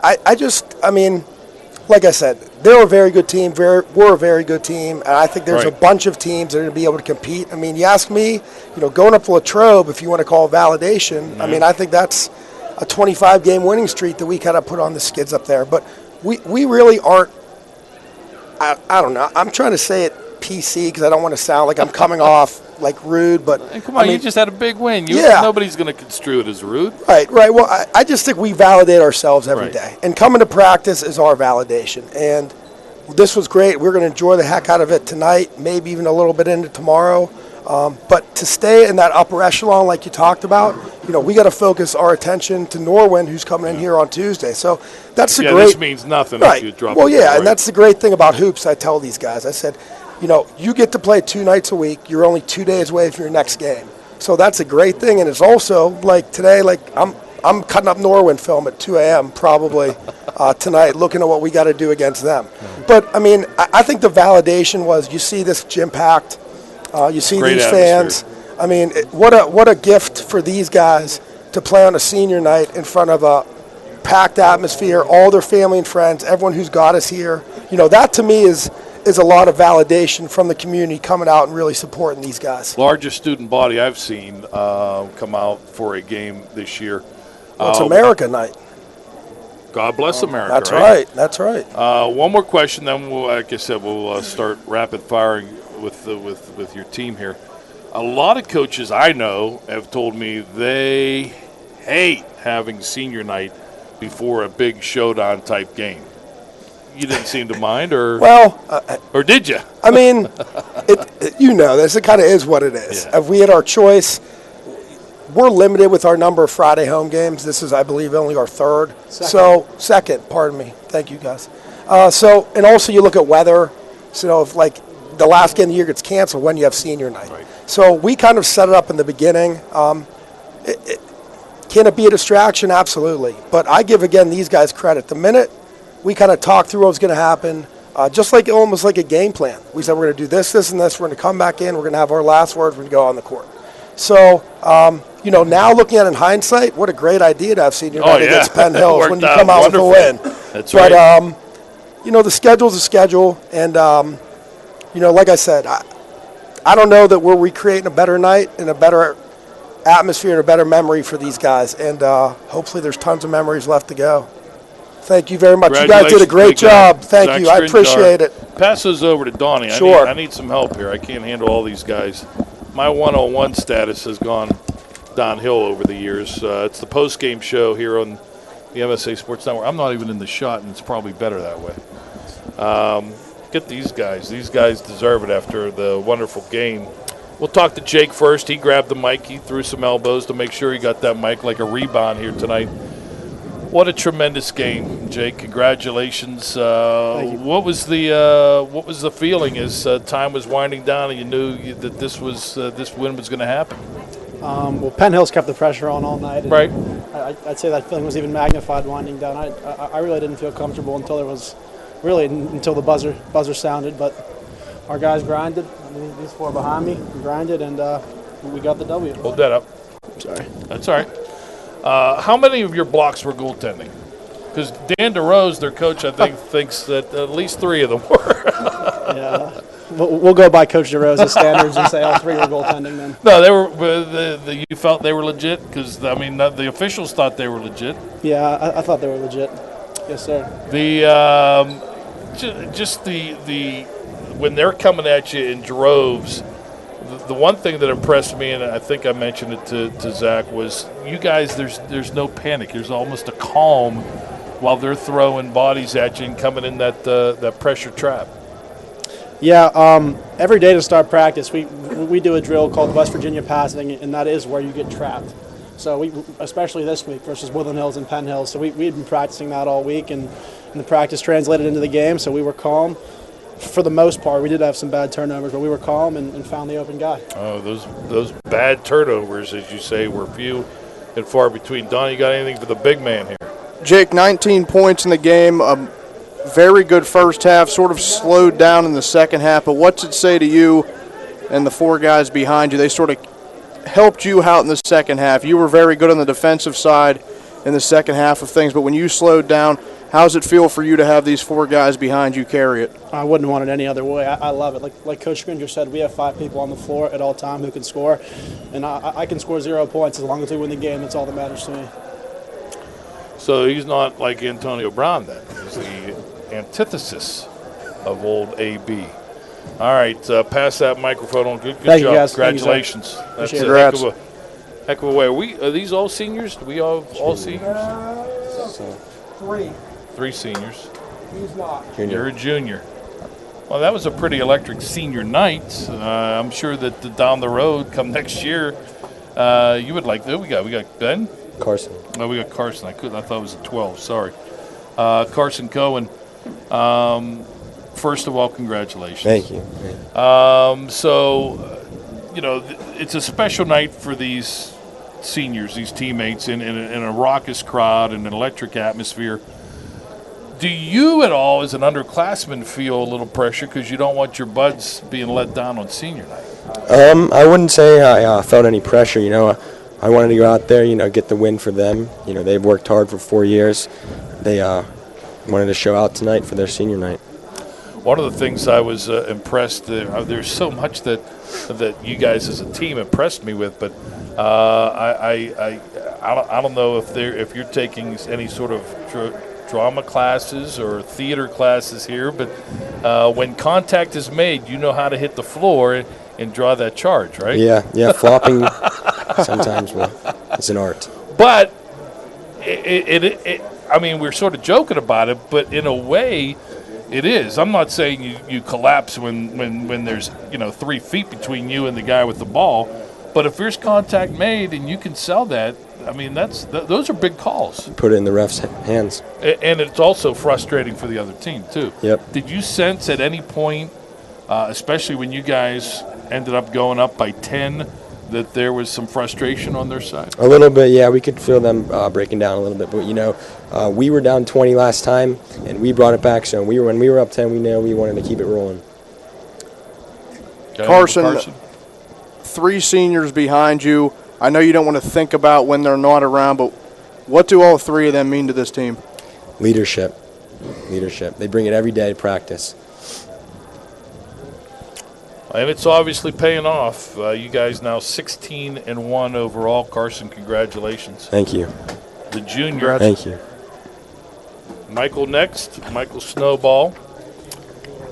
You're not a quarterback, are you, Michael? No, I'm not. That was a heck of a play in the backcourt with the time ticking on the 10 seconds, and you whipped a pass up to the forecourt in a pretty critical junction. I think they had just scored the 5 points in a row to cut the lead to 5. They're coming like gangbusters. They had a couple of your teammates trapped. You get the ball, and it's one of those bang-bang decisions. And, again, a lot of good decisions you guys made. Just tell me, you obviously remember the play. Just tell me your mindset there in that sequence. Well, we run it through practice. We have somebody going deep all the time. I'm always usually looking for him because it's always usually open. So when I saw him, I saw that number 4. I forget his name, but saw Ben, just lofted up to him, caught it. Did you, it was a perfect pass, too. Did you feel that you guys were sort of coming up against it as far as 10 seconds was concerned? Yeah, I felt it when Jake had it, and then he passed to Carson, passed it all the way back around, so I just wailed it up and hoped for the best. What's it say? I know you guys practice certain situations, but the poise, that's another thing. I don't think a word I've used. You guys have great poise. And you could say, okay, senior leadership and all that stuff, but really nothing replaces when you are trapped in a corner and you are looking and your decision making in that point, you and your teammates was second to none. Nothing can replace that poise that you guys have. Well, I think just everybody's always having their heads up, looking for that open pass. Ben, Jake, Spina, Carson always trying to get to the middle, just opening up and finding them. Does it help when you play this team knowing that you've played them before, and if you play them again in the playoffs, will that be helpful in that you know the speed, you know what they're all about at this point, there's not going to be any secrets? Does that familiarity help? Definitely. I think that First time we played them, we had them the first time, and then this time we obviously had them. So if we see them in the playoffs, I mean, we'll slow it down like we did and win the game. Donny, Mike? Michael, I hate to exclude you, but by my account, you're the only guy up here that didn't make a 3 tonight, and I'm sorry if I missed it. If I missed it, it's on me. But what's the mentality just with you knowing that in general all you guys can shoot so well? Well, I think if I'm not on, I mean, try to get the ball to the other ones that are hot. I mean, I knew that coming out of half I wasn't shooting well, so I just worked hard trying to get the ball, try to find the open man. That's all I tried. Great job, Michael. Congratulations. Thank you. Michael Snowball, kind enough to join us. Go easy on him. All right, this is Ben. Ben Kelly, first time. All right, Ben. So you're not one of the seniors? No, I'm a sophomore. Oh, you're very young, huh? Yeah. Well, congratulations. Thank you. Do you believe you have as much poise as these guys behind you, or do you, in those tight situations, you're looking to get the rock to them as soon as possible? No, I'm pretty comfortable with the ball in my hands, and I also know that these guys trust me and I trust them, so I'm not really worrying in late game situations. It's got to be tough for teams defending you guys because, like Donny just talked about, Michael was the only one that hadn't hit a 3. You guys, especially in the first half, I thought were pretty lethal behind the arc. That's got to be a pretty nice thing, too, when maybe things aren't going your way or you're a little sluggish in your half-court set, that you guys anybody can start pumping them from behind the arc. Yeah, we all trust each other. We all know that if there's an open man, we're going to hit him. Nobody on this team is selfish. We don't really care who's hitting shots. If somebody's hot, we're going to get them the ball, and we trust that they'll make the shot. Did you play varsity last year as a freshman? Tiny bits in late game situations, but not much. No. All right, so you're diving in both feet here this year. At the start of the year, did you believe this team could be where it is right now with 2 weeks left in the regular season? Yeah, I did. I was maybe a little bit nervous about where we'd end up at the end of the year, but as soon as the first scrimmage got over with, I saw what we could do, and I was really comfortable and confident in what we could do as a team. Ben, you're the only sophomore that starts or plays significant minutes for that matter, and you'll be here for 2 more years after all of these guys are gone. So what kind of stuff are you learning from them that you want to do to lead your team in the next couple of years? They're really showing me that selfishness is not acceptable, and if you want to win, you have to be unselfish and share the ball. And they're great leaders, teaching me a lot of things on and off the court. So, yeah, they really helped me mature. That's going to do nothing but help you in your junior and senior year when all eyes will be on you as one of the leaders. Good job, Ben. Thank you. Well done in the interview, too. Thank you. Good job, BK. Thank you guys so much. Is that it? We got no more? Thank you. We can bring more up. No. You go. You got to go real quick. Give me a quick one. Well, he fouled out, so I thought he was canceled. No. Demetrius Spina, one of the seniors on this team. So let me ask you, I just asked Ben, at the start of this year, you guys, you and your fellow seniors, and really the whole team, you get together.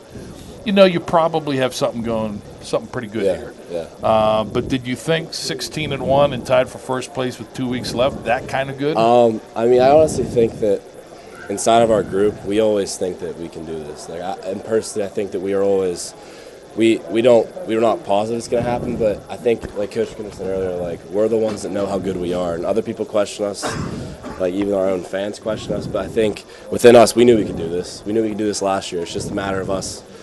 Sticking to it and actually taking care of the game plan and toughing it out. You guys have won every game but won the first meeting at Penn Hills. Was there a game earlier this year that you guys won that, you and your buddies, maybe away from coach and the staff, started talking, hey, you know what, man, we got something going here? Obviously it's kind of the cliche answer, but that win at Latrobe we had. Yeah. We didn't want it to go to overtime. Obviously, we had to control the game the entire time. But I think when we won that in that hostile environment, it was just like, it didn't click for us, but we were like, we have something really special going. If we keep doing what we're doing, we have a chance to be really, really good. So that was part of the time. Big win for you guys tonight. Now, one coming up in a couple days against Norwin. What do you guys have to do to make sure you don't lay an egg in that game, so to speak? Yeah, I mean, I think that we always say is that the most important game is the next one. And, I mean, Norwin, they're playing better. Everyone's playing better as of right now. So, I mean, we need to come out. I don't know. I mean, they're a little quicker of a team. They're a little more shooter-oriented. So, I mean, it's going to be a different preparation, but we have to go in the same defenses. We live and die by it, so that's all we have to do, in my opinion. You're going to have the final say. Coach, get out of here for a second. What do you guys think of Coach Scringer? Coach Scringer. He's not allowed to punish you for anything you're going to say right now. That's not true. Coach Scringer, I mean, he always gives me an opportunity. I had a bad injury this year, and he's always, no matter what I respect about him the most is the fact that if you put forth 110%, he's going to give you a chance. He's going to give you a chance to get back in the starting lineup, get back in the game. He's always going to give you that chance. I mean, if you're going to give people chances to work hard, I mean, that's all you can ask for, right? Yep.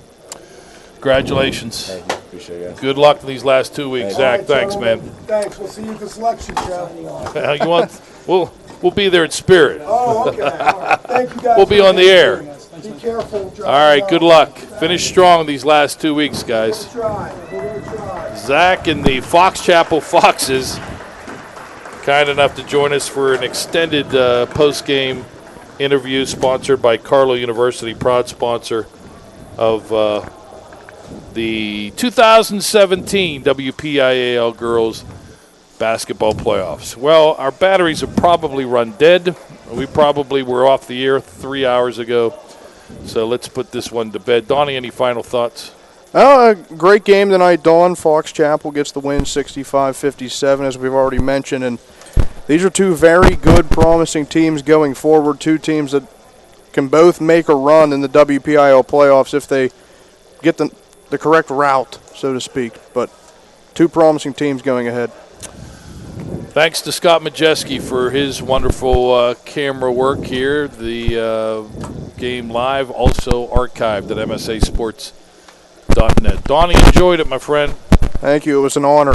Oh, stop using those kind of words. Got to work with the boss. For Donnie, I'm Don. Thanks for tuning in. Our final score, once again, the Fox Chapel Foxes 65, the Penn Hills Indians 57.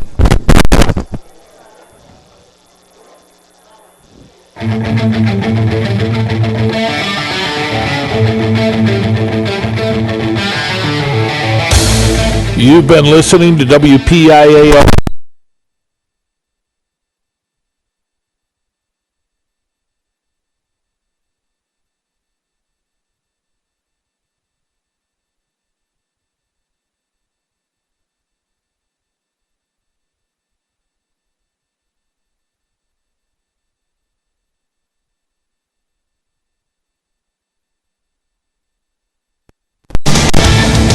You can follow the high